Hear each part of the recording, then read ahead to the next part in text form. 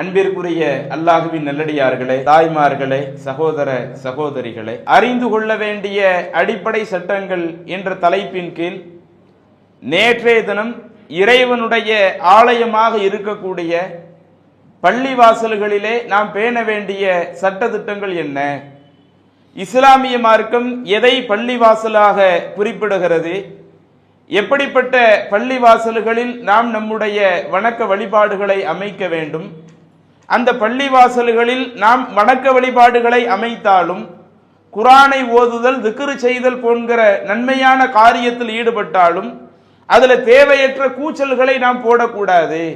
நாம் வணக்க வழிபாடுகள் செய்வதாக இருந்தாலும் அதையும் அமைதியான முறையிலே செய்ய வேண்டும் என்பன போன்ற சட்டதிட்டங்களை எல்லாம் நேற்றைய தினம் பார்த்தோம். இன்றைய தினமும் அந்த பள்ளிவாசலில் நாம் கடைபிடிக்க வேண்டிய மிக முக்கியமான ஒரு சட்டத்தை நாம் அறிய இருக்கிறோம். அதிலும் குறிப்பாக ரமலான் மாதம் வந்துவிட்டால் அந்த ரமலான் மாதத்தில் அல்லாஹுடைய தூதர் பள்ளிவாசல்ல இஅ்திகாஃப் இருப்பது, அதை ரசூலுல்லாஹி ஸல்லல்லாஹு அலைஹி வஸல்லம் அவர்கள் ஒரு வழக்கமாக கொண்டிருக்கிறார்கள். சஹீஹுல் புகாரியில 2044வது ஹதீஸாக பதிவு செய்யப்பட்ட ஒரு செய்தி. அபூ ஹுரைரா ரலியல்லாஹு அன்ஹு அவர்கள் இந்த நபிமொழியை நமக்கு குறிப்பிடுகிறார்கள். ரசூலுல்லாஹி ஸல்லல்லாஹு அலைஹி வஸல்லம் அவங்களுடைய அந்த ரமலானுடைய காலத்தில் ரசூலுல்லாஹி ஸல்லல்லாஹு அலைஹி வஸல்லம் அவருடைய இபாதத் எப்படி இருக்கும் என்பதை பற்றி சொல்லுகிற பொழுது, கானன் நபியு ஸல்லல்லாஹு அலைஹி வஸல்லம் யஅ்தகிஃபு ஃபீ குல்லி ரமலான அஷ்ரத ஐயாம். அல்லாஹ்வுடைய தூதர் ஒவ்வொரு ரமலானிலேயும் தன்னுடைய வாழ்நாள்ல ஒரு ரமலான்ல செஞ்சாங்க என்று வரல. அல்லாஹ்வுடைய தூதர் ஃபீ குல்லி ரமலான தன்னுடைய வாழ்நாளில் ஒவ்வொரு ரமலானிலேயும் அஷ்ரத ஐயாம் 10 நாட்கள் இஅ்திகாஃப் இருப்பவர்களாக இருந்தார்கள் என்று சொல்லிவிட்டு, ஃபலம்மா கானல் ஆமுல்லதி குபில ஃபீஹி, எதில் அல்லாஹ்வின் தூதருடைய உயிர் பிரிந்ததோ அப்படி உயிர் பிரியக்கூடிய அந்த கடைசி ஆண்டிலே ரமலான் மாதத்தில் இஅ்தகஃப 20 யௌமன் 20 நாட்கள் அல்லாஹ்வுடைய தூதர் இஅ்திகாஃப் இருந்தார்கள். இது ரசூலுல்லாஹி ஸல்லல்லாஹு அலைஹி வஸல்லம் அவர்கள் இந்த ரமலான் மாதத்தில் இஅ்திகாஃப் என்கிற ஒரு வணக்கத்தை தன்னுடைய வாழ்க்கையில தொடர்ச்சியாக செய்து வந்தார்கள் என்பன போன்ற செய்திகளை எல்லாம் ஹதீஸ் கிரந்தத்திலே பார்க்கிறோம். அப்ப இன்றைக்கு இந்த அடிப்படையில் நம்மிலும் பல ஆட்கள் பள்ளிவாசலிலே இந்த ரமலான் மாதத்தில் இஅ்திகாஃப் இருக்கிறோம். சரிபடி பள்ளிவாசல்ல இஅ்திகாஃப் இருக்கிறோம்ல, அந்த இஅ்திகாஃபினுடைய சட்டம் என்னன்னு முழுசா நம்ம விளங்கி இருக்கிறோமா? எதற்காக நாம இஅ்திகாஃப் இருக்கிறோம்? ஒரு 10 நாட்கள் நம்ம இஅ்திகாஃப் இருப்பதாக இருந்தால் எதை எதிர்பார்த்து அந்த இஅ்திகாஃப் இருக்கணும், அந்த சட்டதிட்டம்ல நம்ம யாருக்கும் தெரியறது இல்லை. ஒவ்வொரு வருஷமும் நீங்க எடுத்து பார்த்தீங்கன்னா கடைசி 10ல பள்ளிவாசல்ல இஅ்திகாஃப் இருக்கிறோம்னு இளைஞர்கள் இருப்பார்கள்.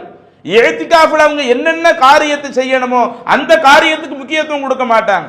இஅ்திகாஃப்ல உட்கார்ந்துட்டு கையில போனை வச்சு போன்ல ஃபேஸ்புக் வாட்ஸ்அப் பார்ப்பாங்க. இப்படி ஃபேஸ்புக் வாட்ஸ்அப் பார்க்கறதுக்கா இஅ்திகாஃப் இருக்கிறது?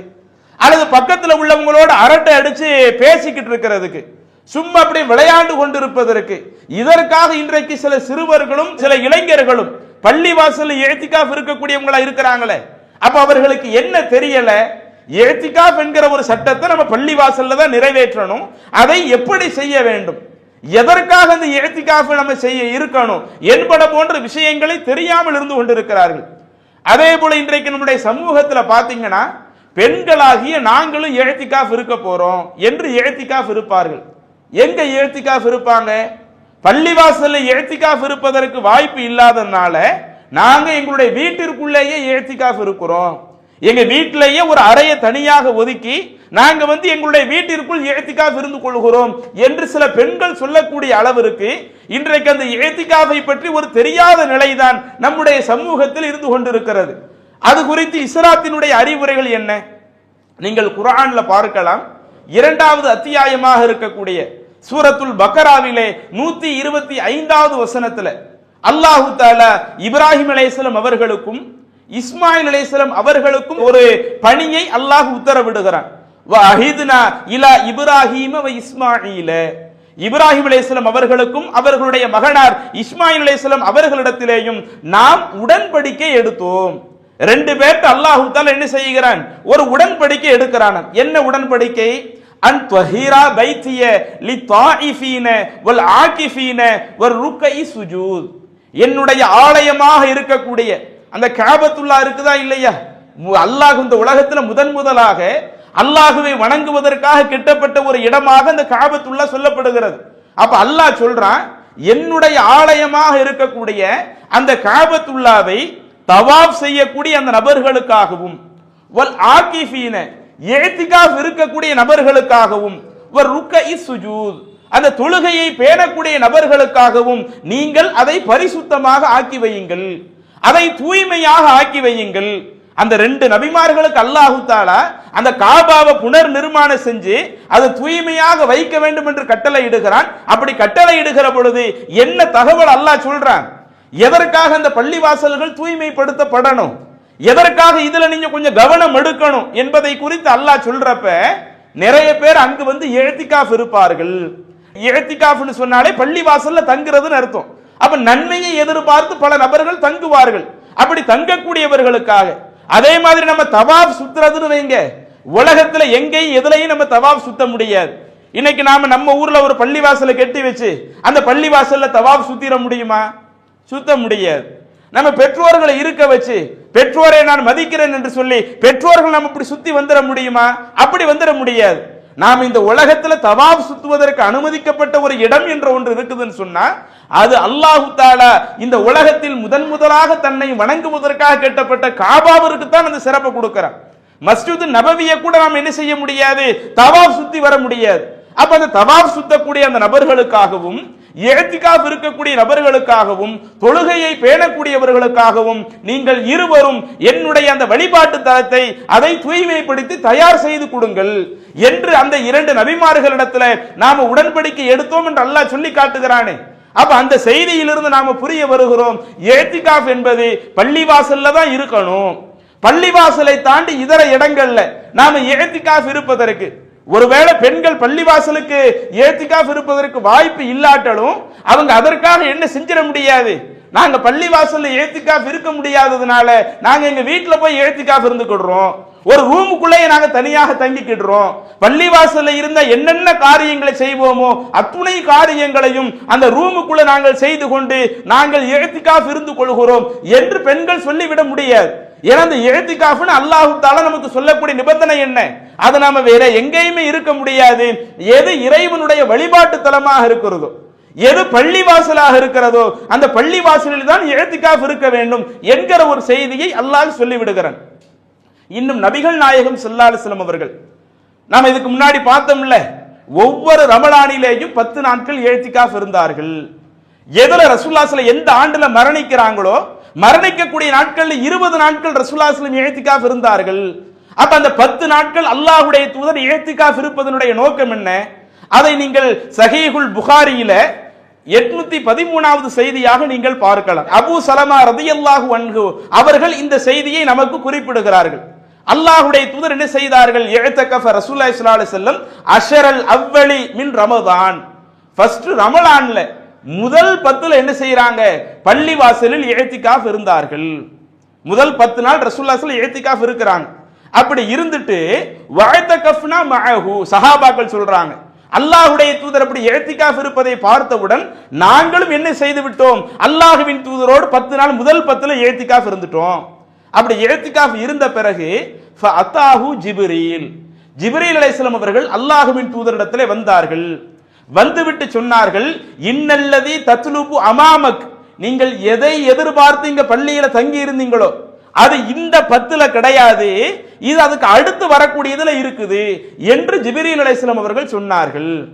அப்ப ஜிப்ரீல் அலைஹிஸ்ஸலாம் அவர்கள் அப்படி அல்லாஹ்வின் தூதரிடத்துல சொன்ன உடனேயே ஃபஅதகஃபல் அஷரல் அவ்ஸத, அடுத்து ரசூலுல்லாஹி ஸல்லல்லாஹு அலைஹி வஸல்லம் என்ன பண்ணிடுறாங்க, முதல் 10ல ஃபர்ஸ்ட் இருந்தாங்கல்ல, இருந்த பிறகு ஜிப்ரீல் அலைஹிஸ்ஸலாம் வர்றாங்க, நீங்க எதை எதிர்பார்த்து இஅ்திகாஃப் இருந்தீங்களோ அது முதல் 10ல இல்லைன்னு சொன்ன உடனே அதற்கடுத்து என்ன செஞ்சிடுறாங்க, அப்படின்னா நான் 2வது 10ல இஅ்திகாஃப் இருக்கிறேன், அல்லாஹ்வுடைய தூதர் 2வது 10ல இஅ்திகாஃப் இருக்க ஆரம்பிச்சிட்டாங்க.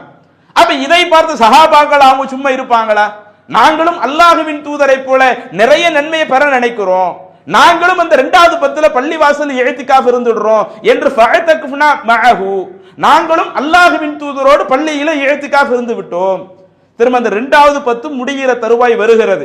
முடிகிற தருவாய் வந்த உடனே ஃபஅத்தாஹு ஜிப்ரீலு, மீண்டும் ஜிப்ரீல் அலைஹிஸ்ஸலாம் அவர்கள் அல்லாஹ்வின் தூதரிடத்தில் வந்து இன்னல்லதி தத்லுபு அமாமக், நீங்க எதை எதிர்பார்த்து இந்த 10 நாட்கள் இருந்தீங்களோ அது இந்த 2வது 10லையும் கிடையாது, அது இதுக்கு அடுத்து வரக்கூடியதுல இருக்குது என்று அல்லாஹ்வின் தூதரிடத்தில் சொன்ன உடனேயே, ஜிப்ரீல் அலைஹிஸ்ஸலாம் அவர்கள் இந்த தகவலை சொன்ன உடனேயே, ஃபகாமன் நபியு ஸல்லல்லாஹு அலைஹி வஸல்லம் ஹதீபன், உடனே அல்லாஹ்வுடைய தூதர் என்ன செய்யறாங்க, இந்த தகவலை மக்களுக்கு சொல்வதற்காக உரையாற்றுவதற்கு அல்லாஹ்வுடைய தூதர் எழுந்து விடுகிறார்கள்.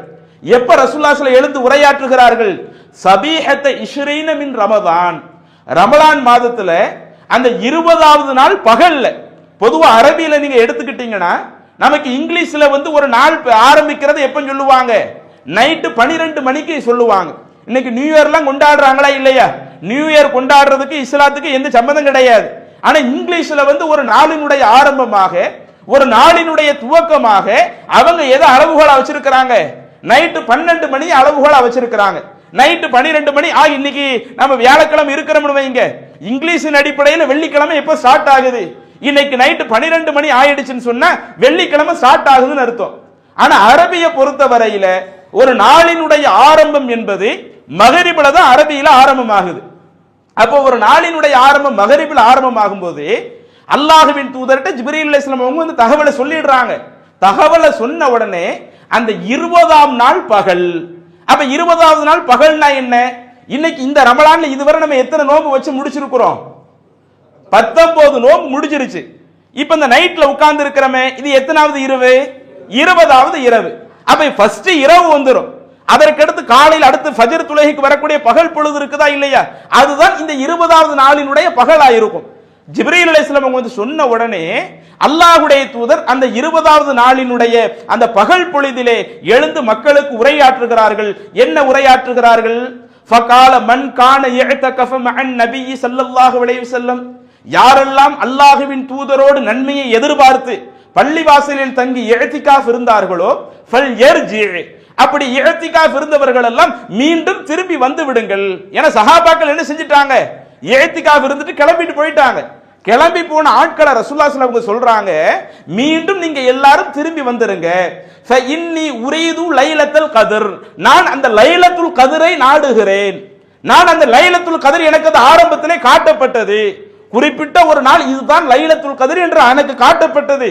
வ இன்னி நசீதுஹா, ஆனா எனக்கு அந்த விஷயங்கள் மறக்கடிக்கப்பட்டு விட்டது என்று சொல்லிவிட்டு அந்த நபிமொழியில் அடுத்து தொடர்ச்சியாக சொல்லுகிறார்கள், வ இன்னஹா ஃபில் அஷ்ரில் அவாஹிரி ஃபீ வித்ர், அந்த லைலத்துல் கத்ர் இரவு என்பது கடைசி 10 இரவுகள் இருக்குதுல ரமலான்ல, அந்த கடைசி 10 நாட்கள்ல ஒற்றைப்படையில அது இருக்கிறது என்று அல்லாஹ்வுடைய தூதர் சொல்லி, எல்லாரும் நீங்க பள்ளிவாசல்ல என்னோட அந்த நன்மையை எதிர்பார்த்து இஅ்திகாஃப் இருக்கக்கூடியவர்கள் நீங்கள் இஅ்திகாஃப் இருந்து கொள்ளுங்கள் என்று அல்லாஹ்வுடைய தூதர் சொல்லி விடுகிறார்கள். இன்னும் அந்த செய்தியில் அதுக்கு அடுத்து வேறு சில செய்திகள் கூடுதலாக வருகிறது. அப்ப இதுல கவனிக்க வேண்டிய முக்கியமான அம்சம் என்ன? இன்னைக்கு 10 நாட்கள் நம்ம பள்ளிவாசல் இருக்கிறோம்னு வைங்க, பேசி சிரிச்சு விளையாடுவதற்காக அந்த இஅ்திகாஃப் இல்ல. சில இளைஞர்கள் செல்போனிலேயே அந்த நேரத்தில் நேரத்தை செலவழிச்சுக்கிட்டு இருக்கிறாங்களே, அது இஅ்திகாஃபினுடைய நோக்கம் இல்ல. அல்லாஹ்வுடைய தூதரே முதல் 10ல இருப்பதாக இருக்கட்டும், 2வது 10ல இருப்பதாக இருக்கட்டும், அதற்கடுத்து ஜிப்ரீல் அலைஹிஸ்ஸலாம் அவர்கள் நீங்கள் எந்த நன்மை எதிர்பார்த்து இருக்கிறீங்களோ அது முதல் 10லும் கிடையாது, 2வது 10லும் கிடையாது, அது 3வது 10ல் இருக்கிறது என்று ஜிப்ரீல் அலைஹிஸ்ஸலாம் அவர்கள் சொன்ன தகவலாக இருக்கட்டும், அதன் பிறகு அல்லாஹ்வுடைய தூதர் மக்களுக்கு சொன்ன அறிவுரையாக இருக்கட்டும், நாம் இஅ்திகாஃப் இருப்பதனுடைய அந்த முழுமையான நோக்கம் அது முழுக்க முழுக்க அந்த லைலத்துல் கத்ர் இரவினுடைய நன்மை எதிர்பார்க்கிறது. ஏன்னா அந்த லைலத்துல் கத்ருடைய சிறப்பை அல்லாஹ் குர்ஆனிலே சொல்லி காட்டுகிறான். இன்னா அன்ஸல்னாஹு ஃபீ லைலத்துல் கத்ர், இந்த குர்ஆன் ஆரம்பத்தில் நாம் முதல் அந்த லைலத்துல் கத்ர்ல தான் இறக்கி வச்சோம் என்பதை பற்றி அந்த வசனத்தில் அல்லாஹ் சொல்லும் பொழுது, சூரா கத்ர்ல சொல்லும் பொழுது, அந்த ஒரு இரவு என்பது ஹைரும் மின் அல்ஃபி ஷஹர், 1000 மாதங்களை விட சிறந்தது. அந்த ஒரு நைட் அல்லாஹ் எப்படி சிறப்பிக்கிறான், அந்த ஒரு நாள்ல நீங்க செய்யக்கூடிய வணக்க வழிபாடுகள் 1000 மாதங்களை விட சிறந்ததுன்னு அல்லாஹ் சொல்றானே. அப்ப அப்படிப்பட்ட சிறப்பு மிக்க இரவு ரமலான் மாதத்துல கடைசி 10ல இருக்கிறதுனால, அதிலும் குறிப்பாக ஒற்றைப்படையில் இருக்கிறதுனால நீங்கள் அல்லாஹ்விடத்தில் நன்மையை எதிர்பார்த்து இஅ்திகாஃப் இருக்கிறதுனா அந்த கடைசி 10ஐ தேர்வு செய்து கொள்ளுங்கள் என்று ஜிப்ரீல் அலைஹிஸ்ஸலாம் அவர்கள் வழிகாட்டுகிறார்கள். அந்த வழிகாட்டுதலையே அல்லாஹ்வுடைய தூதர் இந்த இஸ்லாமிய சமூகத்திற்கு எடுத்தும் சொல்லுகிறார்கள். அப்ப முழுக்க முழுக்க லைலத்துல் கத்ர் இரவை தான் தேடுவது நம்முடைய நோக்கம் என்று சொன்னால், 1000 மாதங்களை விட சிறந்த இரவு தான் நாம் அடையணும், அதுல பல நன்மைகளை புரியணும் என்பதுதான் இந்த இஅ்திகாஃபினுடைய நோக்கம் என்று சொன்னால், அப்ப இந்த இஅ்திகாஃபில் இதர காரியங்களை ஈடுபடலாமா, தேவையற்ற காரியங்களில் ஈடுபடலாமா? நேற்று கூட நாம ஒரு நபிமொழியை சொன்னோம், பள்ளிவாசல்ல கூச்சல் போடக்கூடாது, குர்ஆனே ஓதுவதா இருந்தாலும் ரொம்ப சப்தம் விட்டு ஓதக்கூடாது என்று நேற்று ஒரு நபிமொழி சொன்னோம்ல. அந்த நபிமொழி கூட எந்த சந்தர்ப்பத்தில் நடைபெற்றது? ரசூலுல்லாஹ் பள்ளிவாசல்ல இஅ்திகாஃப் இருப்பாங்க, அவங்களோட இதர சில ஆட்களும் பள்ளிவாசல்ல இஅ்திகாஃப் இருக்கிறாங்க. அதுல ஒருவர் குர்ஆனை ரொம்ப சத்தமாக ஓதுகிறார். அப்பதான் ரசூலுல்லாஹி ஸல்லல்லாஹு அலைஹி அவர்கள் அந்த திரையை விலக்கி விட்டு சொல்லுவார்கள், அலா மனிதர்களை அறிந்து கொள்ளுங்கள், இன்ன குல்லக்கும் யுனாஜி ரப்பா, உங்களில் ஒவ்வொருவரும் அல்லாஹ்வோடு உரையாடி கொண்டிருக்கிறார். எனவே நீங்க சப்தம் போட்டு என்ன செய்ய வேண்டாம், குர்ஆனை ஓத வேண்டாம். நீங்க அந்த குர்ஆனை ஓதுறதா இருந்தாலும் அது கூட அடுத்தவங்களுக்கு டிஸ்டர்ப் ஆயிடக்கூடாது. இஸ்லாம் எந்த அளவுக்கு அந்த இஅ்திகாஃப் வச்சிருக்குன்னு பாருங்க. அந்த இஅ்திகாஃப் என்பது நம்மளுடைய அமல்களும் அதுல கெட்டு போயிடக்கூடாது. யார் பள்ளியில தங்கி இருக்கிறாங்களோ அவங்களுடைய அமல்களும் கெட்டு போயிடக்கூடாது.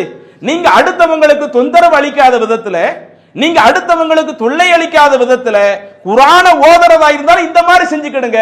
அப்ப குர்ஆனை ஓதுறதுக்கே அடுத்தவங்களை தொந்தரவு பண்ண கூடாதுன்னு ரசூலுல்லாஹ் வழிகாட்டுறாங்கன்னா, இன்னைக்கு அப்ப நாம விளையாட்டுத்தனமா இருக்கிறது. சின்ன பிள்ளைங்க அந்த விளையாட்டுத்தனமாகவே அந்த இஅ்திகாஃப கழிக்கிறாங்கன்னு சொன்னா, அங்க இருக்கக்கூடிய இளைஞர்கள் அவர்களுக்கு எடுத்து சொல்ல வேண்டிய இடத்துல இருக்கிறாங்க. இல்ல நாம அப்படிலாம் இருக்கக்கூடாது, போனை பார்த்து நேரத்தை கழிக்க கூடாது. அல்லது இன்னும் சில ஆட்கள் என்ன செய்வாங்க, வெறுமனே அந்த ஃபர்லான தொழுகையை மட்டும் தொழுதுட்டு மற்ற சுன்னத்தான தொழுகைக்கு முக்கியத்துவம் கொடுக்க மாட்டாங்க, குர்ஆனை ஓதுறதுக்கு முக்கியத்துவம் கொடுக்க மாட்டாங்க. நல்ல நீட்டி நிமிர்ந்து பள்ளி வாசல்ல தூங்கிக்கிட்டு இருப்பாங்க. தூங்குறதுக்கு இங்க 10 நாள் உட்கார்ந்தோம். அப்படி தூங்குறது தான் நம்மளுடைய நோக்கம் என்று சொன்னால், நன்மையை சம்பாதிப்பதற்கு முக்கியத்துவம் கொடுக்காமல் இருப்பது நம்முடைய நோக்கம் என்று சொன்னால், அப்ப நம்ம இந்த 10 நாள் இங்க இருக்க வேண்டிய தேவை இல்லையே. அல்லாஹ்வுடைய தூதர் அந்த இஅ்திகாஃபினுடைய விஷயத்தை பற்றி நமக்கு சொல்லுகிற பொழுது, அந்த லைலத்துல் கத்ர் இரவினுடைய அந்த பரிபூர்ணமான நன்மை நீங்க அடையணும். அதற்காகத்தான் அல்லாஹ்வுடைய தூதர் அந்த ரமலான்ல கடைசி 10 நாட்களிலேயும் இஅ்திகாஃப் இருந்திருக்கிறாங்க. அதுல எப்ப மக்களை பள்ளிவாசல் அழைச்சிருக்கிறாங்க. இப்ப 21வது இரவுல நாம இங்க இருக்க முடியாது, 21வது அன்னைக்கு காலையில நாம இருக்க முடியாது. ரசூலுல்லாஹி ஸல்லல்லாஹு அலைஹி அவர்கள் ரமலான்ல 20வது நாள் பகல் பொழுதிலேயே மக்களை பள்ளிவாசல்ல இன்னையில இருந்தே நீங்க அந்த இஅ்திகாஃபை கண்டினியூ பண்ணுங்க என்று அல்லாஹ்வுடைய தூதர் சொல்லுகிறார்களே. அப்ப அந்த அடிப்படையில இங்க இருக்கக்கூடிய நம்ம யாரும் இந்த வருடம் இஅ்திகாஃப் இருக்க வேண்டும் என்று சொன்னால், இன்னைக்கே நம்ம அந்த 20வது நோன்பை அடைந்துட்டோம், 20வது இரவு பொழுது நம்ம அடைஞ்சிட்டோம். இன்ஷா அல்லாஹ் நாளைக்கு ஃபஜ்ர் தொழுகை முடிந்த உடனே அது எப்ப வரணும் அதையும் அல்லாஹ்வுடைய தூதர் நமக்கு ஒரு நபி மொழியின் மூலம் அழகாக நமக்கு குறிப்பிட்டு காட்டுறாங்க. நீங்க பார்க்கலாம், சஹீஹ் முஸ்லிம்ல 2183வது செய்தியாக பதிவு செய்யப்பட்ட ஒரு நபிமொழி, அன்னை ஆயிஷா ரதியல்லாஹு அன்ஹா அவங்க இந்த ஹதீஸை அறிவிக்கிறாங்க. கான ரசூலுல்லாஹி ஸல்லல்லாஹு அலைஹி வஸல்லம் இதா அராத ஐ யஅ்தகிஃப, அல்லாஹ்வுடைய தூதர் இஅ்திகாஃப் இருக்க நாடிவிட்டால் சல்லல் ஃபஜ்ர, ஃபஜ்ர் தொழுகையை தொழுவார்கள். ஃபஜ்ர் தொழுகையை தொழுதுவிட்டு சும்ம தகல முஅ்தகஃபஹு, பிறகு அவர்கள் இஅ்திகாஃப் இருக்கக்கூடிய இடத்திற்கு சென்று விடுவார்கள். அப்ப நம்ம எப்ப அந்த இஅ்திகாஃப் இருக்கக்கூடிய இடத்திற்கு வரணும்னு கட்டளை இடுறாங்க. அல்லாஹ்வின் தூதர் அதை எப்போ தன்னுடைய வளமையாக ஆக்குறாங்க, 20வது நாளைக்கே வர சொல்லி விடுகிறார்கள், பகல் பொழுதிலேயே வர சொல்லுகிறார்கள். ஆரம்பத்தில் பகல்ல ஃபஜ்ர் தொழுகை நடக்குமா இல்லையா, அந்த ஃபஜ்ர் தொழுகை முடிந்த பிறகு இஅ்திகாஃப் இருக்க ஆரம்பிச்சிருங்க. அப்ப 20வது நாள் ஃபஜ்ர் தொழுகை என்று சொன்னால், இப்போ ஒருவர் இந்த வருடத்துல இந்த ரமலான் மாதத்தில் இஅ்திகாஃப் இருக்க நாடினால், அந்த 10 நாட்கள் அதனுடைய பரிபூர்ணமான நன்மையை பெற நாடினால், அப்ப நாம என்ன செய்யணும், நாளை காலையில ஃபஜ்ர் தொழுவோம்ல, ஃபஜ்ர் தொழுவதிலிருந்து நாம இந்த அடுத்த மாதத்தினுடைய ஷவ்வாலினுடைய பிறையை பார்க்க நண்டையும் நாம பள்ளிவாசல்ல என்ன செய்யணும், அந்த 10 நாட்கள் இருந்து அதை தேவையற்ற காரியத்துல செலவழிச்சிடாம, அடுத்தவங்கள்ட்ட பேசியே வீணாக செலவழித்து விடாமல் எந்த அளவிற்கு நாம நிறைய நன்மைகளை சம்பாதிக்க முடியுமோ, அது தொழுகையாக இருக்கலாம், திக்ரா இருக்கலாம், துவாவா இருக்கலாம், குர்ஆனை எடுத்து ஓதுறதா இருக்கலாம், அல்லது அந்த குர்ஆனுடைய சட்டங்களை எடுத்து படிக்கிறதா இருக்கலாம், எதுவெல்லாம் நமக்கு நன்மை பயக்கக்கூடிய காரியமாக இருக்குமோ, நம்மோடு இருக்கக்கூடியவர்களுக்கு எவைகளெல்லாம் நன்மையை பயக்கக்கூடிய காரியமாக இருக்குமோ அது போன்ற காரியங்கள் என்ன செய்து கொள்ளலாம், நாம நம்முடைய வணக்க வழிபாடுகளை செஞ்சுக்கிடலாம். அப்ப இதுல பள்ளிவாசல்ல நாம செய்ய வேண்டிய சட்டங்கள்ல இப்படி இஅ்திகாஃப் என்கிற ஒரு விஷயமும் இருக்கிறது. அதே மாதிரி சரி, இப்ப 10 நாள் தான் இஅ்திகாஃப் இருக்கணுமா? இன்றைக்கு நம்மள சில ஆட்களால 10 நாள் முழுமையாக இஅ்திகாஃப் இருக்க வாய்ப்பு இருக்காது. ஏன்? 10 நாள் வந்து இருந்துட்டாங்கன்னு வைங்க, அடுத்து நம்ம சும்மா சும்மா வெளியெல்லாம் போய்கிட்டு இருக்க முடியாது. நான் கடையில போய் ஒரு 2 மணி நேரம் கடையில உட்கார்ந்துட்டு வரேன், கடையில ஆள் இல்லாம இருக்குது, என் பொருளாதாரத்தை கவனிச்சுட்டு வர்றேன், அல்லது என் குடும்பத்தினர்கள் எப்படி இருக்கிறாங்கன்னு பார்த்துட்டு வர்றேன். பள்ளிவாசல வந்து இஅ்திகாஃப் இருந்து விட்டால் தேவையில்லாம நாம என்ன செய்ய முடியாது, பள்ளிவாசலை விட்டு வெளியே போக முடியாது. அப்படி வெளியே போறதுக்கு அல்லாஹ்வுடைய தூதர் அனுமதி கொடுக்கல. அப்படி இருக்கும் பொழுது சில ஆட்களால 10 நாட்கள் பள்ளியில இஅ்திகாஃப் இருக்க முடியாது. சரி, இப்ப அவங்களால ஒரு 5 நாள் இஅ்திகாஃப் இருக்க விரும்புறாங்க, அப்படி இஅ்திகாஃப் இருக்கலாமா? அல்லது இப்ப ரமலான் மாதம் இல்லாம வேறு ஒரு மாதத்துல ஒருவர் இஅ்திகாஃப் இருக்க விரும்புறாரு, அல்லாஹ்ட்ட நன்மை எதிர்பார்த்து பள்ளியில தங்கி இது போன்ற சில வணக்க வழிபாடுகளை செய்கிறாரு, இது போன்ற காரியத்தை செய்து கொள்ளலாமா என்றால் இஸ்லாம் அதற்கும் அனுமதி கொடுக்கிறது. நீங்கள் பார்க்கலாம், சஹீஹ் முஸ்லிமில 3407வது நபிமொழியாக பதிவு செய்யப்பட்ட ஒரு செய்தி. உமர் ரலியல்லாஹு அன்ஹு அவர்களுடைய மகனார் அப்துல்லாஹ் இப்னு உமர் இருக்கிறாங்கல்ல, அவங்க சொல்றாங்க, என்னுடைய தந்தை ஒரு முறை தாயிஃப்ல ஒரு யுத்தம் நடைபெறுகிறது. அந்த தாயிஃப்ல இருந்து அந்த யுத்தத்தை முடித்து விட்டு என்ன செய்கிறார்கள், என்னுடைய தந்தை வருகிறார்கள். வந்த நேரத்தில் அல்லாஹ்வின் தூதரிடத்தில் என்னுடைய தகப்பனார் கேட்டார்கள், யா ரசூலல்லாஹ், அல்லாஹ்வுடைய தூதரே, இன்னி நதர்து ஃபில் ஜாஹிலியத்தி, நான் இஸ்லாத்துக்கு வர்றதுக்கு முன்னாடி அறியாமை காலத்துல நான் இருந்தேன்ல, அப்படி அறியாமை காலத்துல நான் இருந்தப்ப நான் ஒரு விஷயத்தை நேர்ச்சை செய்திருந்தேன். என்ன நேர்ச்சை செய்திருந்தேன்? அன் அஅ்தகிஃப யௌமன் ஃபில் மஸ்ஜிதில் ஹராம். மஸ்ஜிதுல் ஹராம் மக்கா இருக்குதா இல்லையா, நம்ம மக்கான்னு சொல்லுவோம், காபா இருக்குதா இல்லையா, அந்த காபாவுல ஒரு நாள் இஅ்திகாஃப் இருக்க வேண்டும் என்று சொல்லி நான் அறியாமை காலத்திலேயே நேர்ச்சை செய்திருந்தேன். அறியாமை காலத்திலேயே மக்கள்கிட்ட இது போன்ற சில வழக்கங்கள்லாம் இருக்கத்தான் செஞ்சுச்சு. அந்த தவாப் சுத்தக்கூடிய அந்த நிலைகளா இருக்கட்டும், அல்லாஹ்வுடைய தூதர் நபியாக தேர்வு செய்யப்பட்ட பிறகுதான் மக்கள் அங்க தவாப் சுத்த வந்தாங்கன்னா இல்ல, அல்லாஹ்வின் தூதர் நபியாக தேர்வு செய்யப்படுறதுக்கு முன்னாடியே உலகத்தினுடைய பல பகுதிகளில் இருந்து அங்கே தவாப் சுற்றுவதற்காக மக்கள் வருவார்கள், சில நன்மைகளை செய்ய வேண்டும் என்பதற்காக வருவார்கள். ஆனா அதுல பல இணை வைக்கக்கூடிய காரியத்தையும் ஆரம்பத்தில் செய்திருந்தார்கள். மக்கா வெற்றியின் பொழுது அத்துணை இணை வைப்பான காரியத்தையும் அல்லாஹ்வுடைய தூதர் அந்த காபாவிலிருந்து என்ன செய்தார்கள், எடுத்து வெளியே போட்டாங்கன்ற நபிமொழிகள்லாம் பார்க்கிறோம்.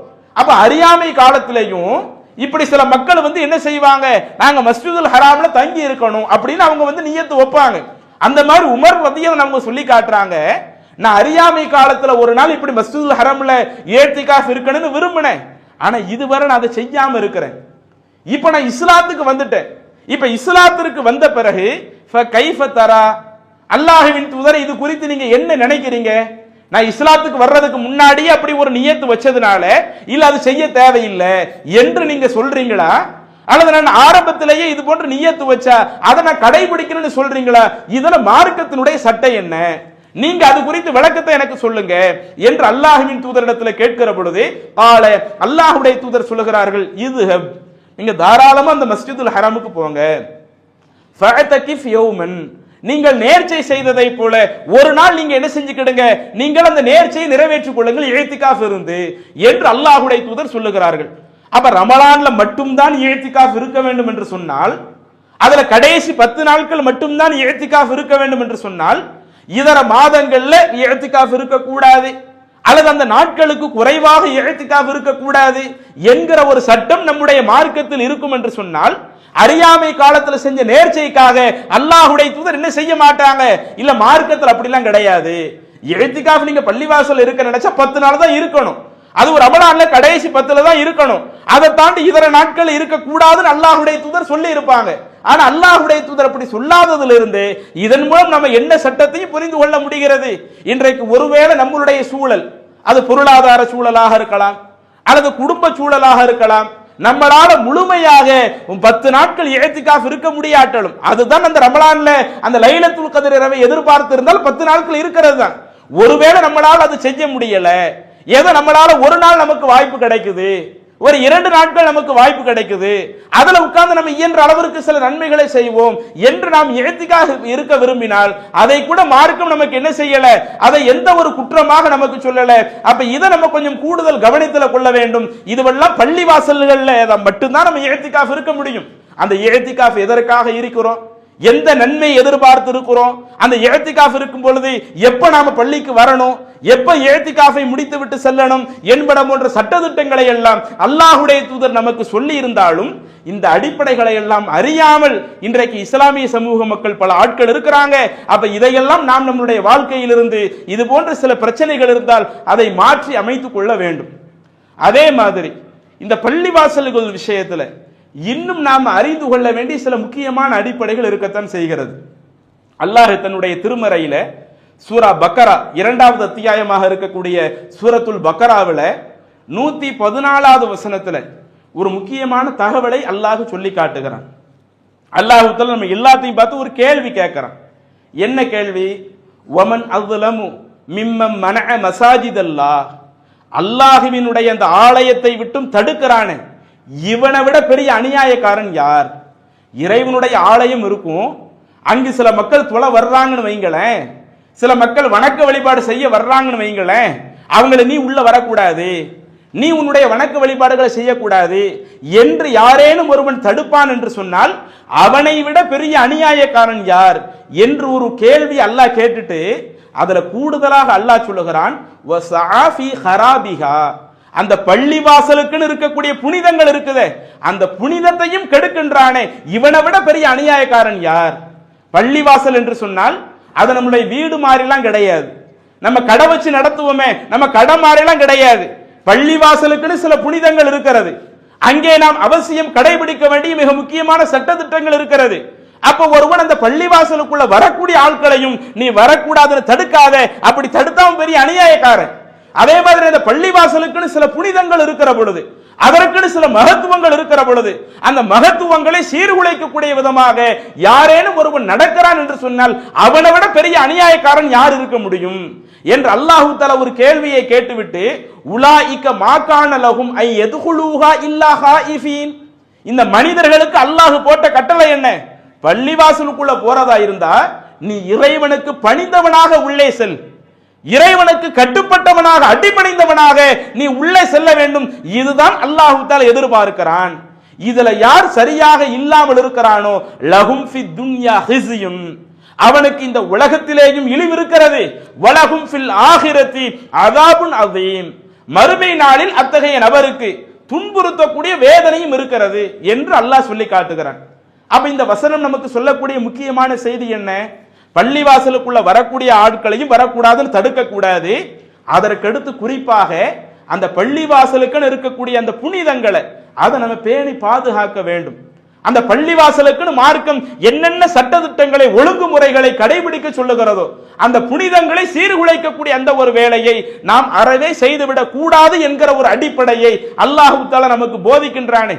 அந்த பள்ளிவாசலில் பேண வேண்டிய மிக முக்கியமான சட்டம் என்ன?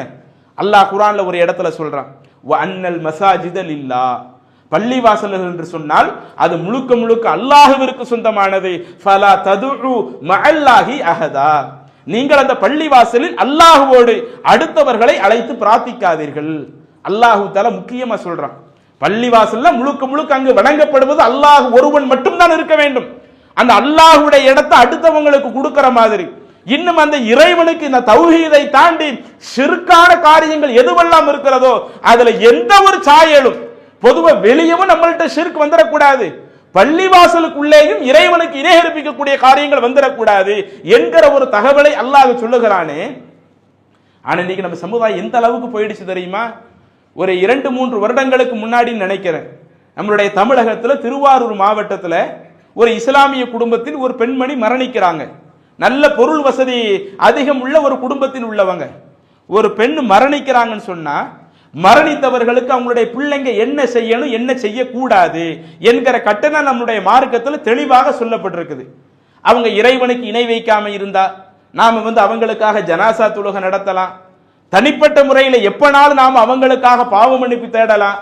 இன்னும் அல்லாஹ் நமக்கு பொருளாதாரத்தை நிறைய வாரி வழங்கி இருந்தா அந்த பொருளாதாரத்தை அடுத்தவங்களுக்கு தர்மம் செய்யுது, இறைவா இந்த தர்மத்தினுடைய நன்மையை என்னுடைய தாயாருக்கு நீ சேர்த்து விடு, இதை ஒரு பிள்ளை செய்து கொள்ளலாம். அதே போல ஒரு பெண்மணி நோன்பு நோற்ற நிலையில நோன்பு கடமையாக இருக்கிற நிலையில நோன்பு வைக்காம இறந்து போயிட்டாங்கன்னு வைங்க, அவங்களுக்காக நோன்பு வச்சுக்கிடலாம். அல்லது ஹஜ் கடமையான நிலையில் ஹஜ் செய்யாம இறந்துட்டாங்கன்னா அவங்க பிள்ளைங்க அவங்களுக்காக வச்சுக்கிடலாம் என்று மார்க்கம் சொல்லக்கூடிய விஷயங்கள் இருக்குது இல்ல, நிறைய இருக்குது. அதர் போன்ற விஷயத்திற்கு முக்கியத்துவம் கொடுக்காமல் இறைவன் எனக்கு பொருளாதாரத்தை நிறைய தந்திருக்கிறான், எனக்கு பணபலம் அதிகமாக இருக்கிறது என்பதற்காக எது நம்முடைய மார்க்கத்தில் தடுக்கப்பட்டு இருக்கிறதோ தடுக்கப்பட்ட ஒரு விஷயத்தை செய்ய ஆரம்பிக்கிறாங்க. எப்படி செய்ய ஆரம்பிக்கிறாங்க? டெல்லியில தாஜ்மஹால் கட்டி வச்சிருக்கிறாங்கல்ல, அது யாரோ ஒரு காதலன் தன்னுடைய காதலிக்காக கட்டியதாக சொல்லிக் கொள்கிறார்கள். அந்த தாஜ்மஹாலை போலவே திருவாரூர்ல தன்னுடைய தாயாரை அடக்கம் செய்யப்பட்ட அந்த மன்னரை இருக்குதா இல்லையா, கபரு, அந்த மன்னரைக்கு மேல கெட்டிடம் கட்டி அந்த மன்னரையவே ஒரு பெரிய தாஜ்மஹாலை போன்று கட்டி அந்த செயலைக்கு இங்க கட்டி அதை இன்னைக்கு பல ஆட்கள் சுற்றி பார்க்கக்கூடிய ஆட்களாக வர்றாங்க. நம்ம காசு கொடுத்து இங்க இருந்து ஆக்ராவில் போய் தாஜ்மஹாலை பார்க்க முடியாட்டாலும் திருவாரூர்ல போய் பார்த்துட்டு வந்துருவோம், அதனுடைய ஸ்ட்ரக்சர் எப்படி இருக்குது, அதனுடைய நிலைகள் எப்படி இருக்குன்னு இங்கவே பார்த்துட்டு வந்துருவோம் என்று பல ஆட்கள் அங்கு படையெடுக்கக்கூடிய நிகழ்வுகளையும் நாம பார்க்கிறோம். அதுல என்ன செய்யறாங்கன்னா, இப்ப ஒரு பேனர் மாதிரி ஒரு விஷயத்தை போட்டு வைத்திருக்கிறார்கள். இங்க இந்த இடத்துல ஒவ்வொரு ஒரு குறிப்பிட்ட ஒரு நாளை போட்டுட்டு அந்த நாளில் சிறப்பான வணக்க வழிபாடுகள் துவாக்கள் நடைபெறும், அந்த துவாக்களில் நீங்கள் பங்கு பெற்றுக் கொள்ளுங்கள். அப்ப இன்றைக்கு அதையே ஒரு வழிபாட்டு தலமாக மாற்றக்கூடிய அளவிற்கு ஒரு ஆள் நீங்க கையில காசு இருக்கிறதுக்காக இப்படி செய்வீங்க. உங்களை விட இன்னொரு பணக்காரன் இருப்பான், அந்த பணக்காரன் தன்னுடைய தந்தை இறந்ததற்காக அவன் தன்னுடைய தந்தையினுடைய அடக்கத்தலத்தை அது ஒரு வணக்கத்தலமாக மாற்றுவான். அப்ப ஒரு வணக்கத்தலம் என்று சொன்னால், ஒரு வழிபாட்டு தலம் என்று சொன்னால், அந்த வழிபாட்டு தலத்திற்கு அல்லாஹ் சொல்லக்கூடிய முக்கியமான சட்டம் என்ன, அல்லாஹ்வுடைய தூதர் கற்றுத்தரக்கூடிய மிக முக்கியமான செய்தி என்ன? அல்லாஹ்வுடைய தூதர் நமக்கு சொல்லுகிறார்கள், சஹீஹுல் புகாரியில 427வது நபிமொழியாக பதிவு செய்யப்பட்ட ஒரு நபிமொழி, அன்னை ஆயிஷா ரலியல்லாஹு அன்ஹா அவர்கள் இந்த நபிமொழியை அறிவிக்கின்றார்கள். ஆயிஷா ரலியல்லாஹு அவங்க என்ன சொல்லி காட்டுறாங்க, அன்ன உம்ம ஹபீபத்த வ உம்மு சலமத்த, உம்மு ஹபீபா அவர்களும் உம்மு சலமா ரலியல்லாஹு அன்ஹுமா இந்த இரண்டு சஹாபிய பெண்மணிகளும், இவங்க ரெண்டு பேருமே இறை தூதருடைய மனைவியர்களாக இருக்கக்கூடியவங்க. அந்த இரண்டு பெண்களும் என்ன செய்கிறார்கள், அல்லாஹ்வின் தூதரிடத்திலே வந்து ஒரு செய்தியை சொன்னார்கள். என்ன செய்தியை சொன்னாங்க? அல்லாஹ்வுடைய தூதரே, ரஐனா பில் ஹபஷா, நாங்க அபிஷீனியாவுக்கு போனோம், அங்கே சில வழிபாட்டு தலங்களுக்கு போனோம். அந்த வழிபாட்டு தலங்கள்ல ஃபீஹா தசாவுர், இந்தந்த மாதிரியான உருவங்கள் எல்லாம் இருந்தது என்று அங்க இருக்கக்கூடிய இந்த வழிபாட்டு தலத்தினுடைய இந்த ஸ்ட்ரக்சரை பற்றி விவரித்துக் கொண்டிருக்கிறார்கள். நாங்க போய் பார்த்த நேரத்தில் இந்த மாதிரிலாம் அது இப்படி இருந்துச்சு என்று அதனுடைய கட்டடத்தை பற்றி விவரித்து சொல்லுகிற நேரத்தில் அப்ப அல்லாஹ்வுடைய தூதர் சொன்னார்கள், என்ன சொல்லி காட்டுறாங்கன்னா, அந்த அபிஷீனிய மக்கள் இருக்கிறாங்கல்ல அவர்களை பற்றி சொல்லுகிற பொழுது, இன்ன உலாயிக்க இதா கான ஃபீஹுமுர் ரஜுலு சாலிஹ், அவர்களில் ஒரு நல்ல மனிதர் அவர் மரணித்து போய் விடுவார் என்று சொன்னால், பனவ் அலா கபரிஹி மஸ்ஜிதா, அவங்க என்ன பண்ணிருவாங்க, நல்லவங்க மரணிச்ச பிறகு அவங்களுடைய அடக்கத்தலத்தை அதை ஒரு தனி வழிபாட்டு தலமாக ஆக்கி விடுவார்கள். இன்னைக்கு திருவாரூர்ல ஆக்கி வச்சாருல்ல, அல்லாஹ் தனக்கு காசை கொடுத்திருக்கிறான்னு சொல்லி அதனுடைய பொருளாதார மதிப்பை பேப்பர்ல சொல்லுகிற பொழுது 8 கோடி என்று சொன்னார்கள். அப்ப 8 கோடி ரூபாய் அளவுக்கு தன்னுடைய தாயாருடைய மண்ணறைய கபுர்ஸ்தானத்தை அதை வந்து ஒரு பெரிய ஒரு வழிபாட்டு தலமாக ஆக்கி அங்கு மாதம் இப்படி சிறப்பான பிரார்த்தனைகள் நடைபெறும், வார வார சிறப்பு வணக்க வழிபாடுகள் நடைபெறும் என்ற அந்த மண்ணறையவே வணக்கத்தலமாக மாற்றுகிறார்கள். கேட்டா என்ன, நான் என்னுடைய தாயார் மீது அன்பு வச்சிருக்கிறேன், நான் என் தாயார் மீது நேசம் வச்சிருக்கிறேன், அப்படி அன்பு பாசம் நேசம் வைப்பது மார்க்கத்தில் தப்பு இல்லை. அதனுடைய வெளிப்பாடு எப்படி இருக்கணும், அதனுடைய பாசத்தினுடைய வெளிப்பாடு அவங்க மரணித்த பிறகு மண்ணறை எப்படி கெட்டுவதா, அவங்களுடைய மண்ணறையை இது போன்ற ஒரு வணக்க வழிபாடு நடத்தக்கூடிய ஒரு இடமாக ஆக்குவதுதான் இஸ்லாம் சொல்லக்கூடிய அடிப்படையா? அப்ப இஸ்லாம் நமக்கு அல்லாஹ்வுடைய தூதர் என்ன சொல்லி காட்டுறாங்க, அந்த ஹபஷா நாட்டு மக்கள் இருக்கிறாங்களே அவர்கள் தான் அவர்களில் ஒரு சாலிகான ஒரு நபர் மரணித்து போய் விடுவார் என்று சொன்னால் அவர்களுடைய மண்ணறையை அடக்கத்தலமாக அது ஒரு வணக்கத்தலமாக மாற்றக்கூடிய ஒன்றாக அவர்கள் செய்வார்கள். இன்னும் அந்த வழிபாட்டு தலத்தில் அவர்களுக்கான உருவங்களை பொறிக்கக்கூடியவர்களாக பதிக்கக்கூடியவர்களாக அவர்கள் ஆகிவிடுவார்கள் என்று சொல்லிவிட்டு அந்த நபிமொழியில் கடைசி சொல்லுகிறார்கள், இப்படி யார் ஒரு மனிதனுடைய மண்ணறையை வணக்கத்தலமாக மாற்றுகிறானோ, இறைவன் சொல்லக்கூடிய அடிப்படையை மீறக்கூடிய விதமாக ஆக்குகிறானோ, அப்படிப்பட்ட அந்த நபர்கள் தான் ஷிராருல் ஹல்க் இன்தல்லாஹி யௌமல் கியாமா, கியாமத் நாளிலேயே இரு படைப்பினங்களிலேயே ஆக மட்டமானவர்களாக ஆக கெட்டவர்களாக இவர்கள் தான் இருப்பார்கள். நல்லவர்களுடைய அடக்கத்தலத்தை இது போன்று செய்யக்கூடியவர்கள் இவங்க மறுமை நாள்ல அல்லாஹ்விடத்தில் ரொம்ப கெட்டவங்களாக இருப்பார்கள் என்று அல்லாஹ்வுடைய தூதர் சொல்லுகிறார்களே. ஆனா இது இன்றைக்கு நம்முடைய சமுதாயம் சிந்திச்சு பார்க்க மாட்டேங்குது. இன்றளவும் தமிழகத்துல பல பள்ளிவாசல்ல போய் பாருங்க, பள்ளிவாசல்ல உள்ள போகும் பொழுதே ஒன்னு வலது பக்கம் அல்லது இடது பக்கம் யாருடைய மண்ணறையாவது வைத்திருக்கிறார்கள். ஒருவர் மரணித்தால் அவரை பொது மையவாடியில் அடக்க வேண்டியதானே, அவருக்கு மட்டும் பள்ளிவாசலில் தனியாக மண்ணறை அமைக்கப்பட வேண்டிய அவசியம் என்ன? அதை ஒரு தர்காவாக ஆக்க வேண்டிய ஒரு அவசியம் என்ன? அதை தர்காவாக ஆக்கி ஒரு பக்கம் இறந்தவர்கிட்ட கையேந்தக்கூடிய நிலையில் இந்த சமுதாயத்தை கொண்டு செல்கிறார்கள். இன்னொரு புறம் அதையே வணக்க வழிபாடு செய்யக்கூடிய ஒரு இடமாக ஆக்குகிறார்கள். இப்படி வணக்க வழிபாடுகள் செய்யக்கூடிய இடத்தை ஒரு தனி இது போன்ற அந்த இறந்தவர்களை அடக்கம் செய்து அதை ஒரு புனித தலமாக ஆக்குவதற்கு மார்க்க அனுமதிக்குதா? அல்லாஹ்வுடைய தூதர் அப்படி எதையுமே சொல்லலையே. இன்னும் நீங்கள் சஹீஹுல் புகாரில பாத்தீங்கன்னா 1330வது செய்தியில அல்லாஹ்வுடைய தூதர் குறிப்பிடுகிறார்கள், அன்னை ஆயிஷா ரலியல்லாஹு அன்ஹா அவங்க இந்த நபிமொழியை அறிவிக்கிறாங்க. மரணிக்கிற நேரத்தில் ரசூலுல்லாஹி ஸல்லல்லாஹு அலைஹி வஸல்லம் அவர்களால் எழுந்து மக்களுக்கு உரையாற்ற முடியாத அந்த நேரத்திலேயும் லஅனல்லாஹுல் யஹூத வன் நஸாரா, அல்லாஹ் யூதர்களையும் நசாராக்களையும் சபிப்பானாக, இத்தஹது குபூர அன்பியாஇஹிம் மசாஜிதா, அவர்களுக்கு அனுப்பப்பட்ட நபிமார்களுடைய அடக்கத்தலத்தை அவர்கள் வணக்கத்தலமாக மாற்றி விட்டார்கள். அப்ப நபியினுடைய அடக்கத்தலத்தை வணக்கத்தலமாக மாற்றிய அந்த சமுதாயம் அது இறைவனுடைய சாபத்திற்கு உள்ளாகும் என்று சொன்னால், இன்றைக்கு நம்முடைய பெற்றோரை இந்த மாதிரி செய்தா? நம்ம உயிரோடு வாழுகிற பொழுது சில ஆட்களை நல்லவங்க நினைக்கிறோம், அவங்க மரணித்த பிறகு அவங்களுடைய மண்ணறையை அதை ஒரு வழிபாட்டு தலமாக அங்கு ஒரு பள்ளிவாசலை உருவாக்கி இப்படி செய்தால் இதுதான் அல்லாஹ் நம்மள்ட்ட எதிர்பார்க்கிறதா? இதுதான் பள்ளிவாசலுடைய புனிதத்தை பேணி பாதுகாப்பதா? அந்த பள்ளிவாசலுடைய புனிதத்தை யார் நாசமாக்குகிறானோ அவன் பெரிய அநியாயக்காரன் என்று அல்லாஹ் குர்ஆனிலே குறிப்பிட்டானே. அப்ப இது போன்று செய்வதெல்லாம் அது இறைவனுடைய அந்த பள்ளியினுடைய புனிதத்தை கெடுக்கக்கூடிய செயல் தானே. இன்னும் இது விவரித்து சொல்வதற்கு நேரம் இல்ல. சஹீஹுல் புகாரியில 428வது செய்தியை பார்த்தீர்கள் என்று சொன்னால் அனஸ் ரலியல்லாஹு அவர்கள் குறிப்பிடுகிறார்கள், மதீனாவுல போய் ரசூலுல்லாஹி ஸல்லல்லாஹு அலைஹி வஸல்லம் மஸ்ஜித் நபவி உருவாக்குனாங்கல்ல, அப்படி எந்த இடத்தை ரசூலுல்லாஹி ஸல்லல்லாஹு அலைஹி வஸல்லம் அவங்க பள்ளிவாசலை கட்டுவதற்காக தன்னுடைய சொந்த காசை கொடுத்து கட்டுகிறார்களோ அந்த இடத்துல என்ன இருந்தது? அமரன் நபியு ஸல்லல்லாஹு அலைஹி வஸல்லம் பி குபூரில் முஷ்ரிகீன், அங்கே ஆரம்பத்தில் அந்த மதீனாவுல உள்ள சில இணை வைப்பாளர்களுடைய அந்த உடலை அடக்கம் செய்த அந்த கபர்கள் இருந்தன. அப்ப அல்லாஹ்வுடைய தூதர் என்ன செய்யறாங்கன்னா அந்த கபர்களை எல்லாம் இதை நீங்க அப்புறப்படுத்துங்கன்னு சொல்றாங்க. அதுபோல அந்த மண்ணறைகள் அப்புறப்படுத்தப்படுகிறது. இன்னும் அந்த இடங்கள் எல்லாம் அப்படி சரிசமமாக ஆக்கப்பட்டு பேரித்த மரத்தினுடைய அந்த தண்டு பகுதியை அந்த பள்ளிவாசலுக்கு கிபிலா திசையில வச்சு அந்த ரெண்டு பக்கமும் கற்களை உள்ள வச்சு அதை ஒரு தனி வழிபாட்டு தலமாக மாற்றினார்கள் என்பதை விவரிக்கக்கூடிய நபிமொழி சஹீஹுல் புகாரில் இருக்குது. அப்ப ஏற்கனவே இருந்த அந்த அடக்க தலத்தையே அல்லாஹ்வுடைய தூதர் அங்க பள்ளிவாசலை தயார் செய்கிற பொழுது அப்புறப்படுத்தி செய்கிறார்கள் என்று சொன்னால், இன்றைக்கு நாம் அந்த மண்ணறையவே அதற்கு மேல பெரிய அளவுல கட்டி ஒரு வழிபாட்டு தலமாக ஆக்குகிறோம் என்று சொன்னால் இது எப்படி பள்ளிவாசலுடைய புனிதத்தை பேணக்கூடிய நபர்களாக நாம் இருக்க முடியும்? அவ இஸ்லாம் சொல்லக்கூடிய இந்த அடிப்படையை கூட நாம் அறவே அறிந்து கொள்ளாமல் இருந்தால் அப்ப இது நம்முடைய நிலை ஒரு இணை வைப்புல கொண்டு போய் தள்ளுவதோடு மறுமை நாள் அல்லாஹ்விடத்துல ரொம்ப கெட்டவர்கள் என்கிற ஒரு அந்தஸ்தை பெற்று தருகிறது. அப்ப நம்முடைய சமுதாயம் இதிலிருந்து விலகி வர வேண்டும். அதே மாதிரி நாம் அந்த பள்ளிவாசலில் கடைபிடிக்க வேண்டிய இன்னும் சில முக்கியமான ஒழுங்குகள் இருக்கிறது. குறிப்பாக பெண்கள் பள்ளிவாசலுக்கு வருவதாக இருந்தால் அதற்கும் மார்க்கம் சில அணுகுமுறையை சொல்லுகிறது. பொதுவாக ஆண்களை பொறுத்தவரையில அவங்க பள்ளியில தான் ஐவேளை தொழுகையை தொழுகணும். பெண்களுக்கு இஸ்லாம் என்ன சொல்லுது? ஐவேளை தொழுகையாக இருக்கட்டும் அல்லது ஜும்மாவாக இருக்கட்டும், ரெண்டுமே அவங்க பள்ளியில தொழுகிறது அவங்களுக்கு சலுகை. விரும்பினா அவங்க பள்ளியில தொழுது கொள்ளலாம், விரும்பினா வீட்டுல தொழுது கிடலாம். அதுல வெள்ளிக்கிழமை வந்தா பள்ளிவாசல் ஜும்மா தொழுது கிடலாம். ஒருவேளை பள்ளிவாசலுக்கு ஜும்மாவுக்கே பெண்களுக்கு சலுகை இருக்குது, பெண்கள் பள்ளிவாசலுக்கு வரலன்னு சொன்னா வீட்டுல அவங்க லுகர் தொழுது கிடலாம். அப்ப இப்படி அல்லாஹ்வுடைய தூதர் பெண்களுக்கு பல சலுகைகளை கொடுத்து நீங்க பள்ளிவாசலுக்கு வாங்க என்று சொன்ன அல்லாஹ்வுடைய தூதர் அதில் கூட ஒரு முக்கியமான தகவலை பதிய வைக்கின்றார்கள்.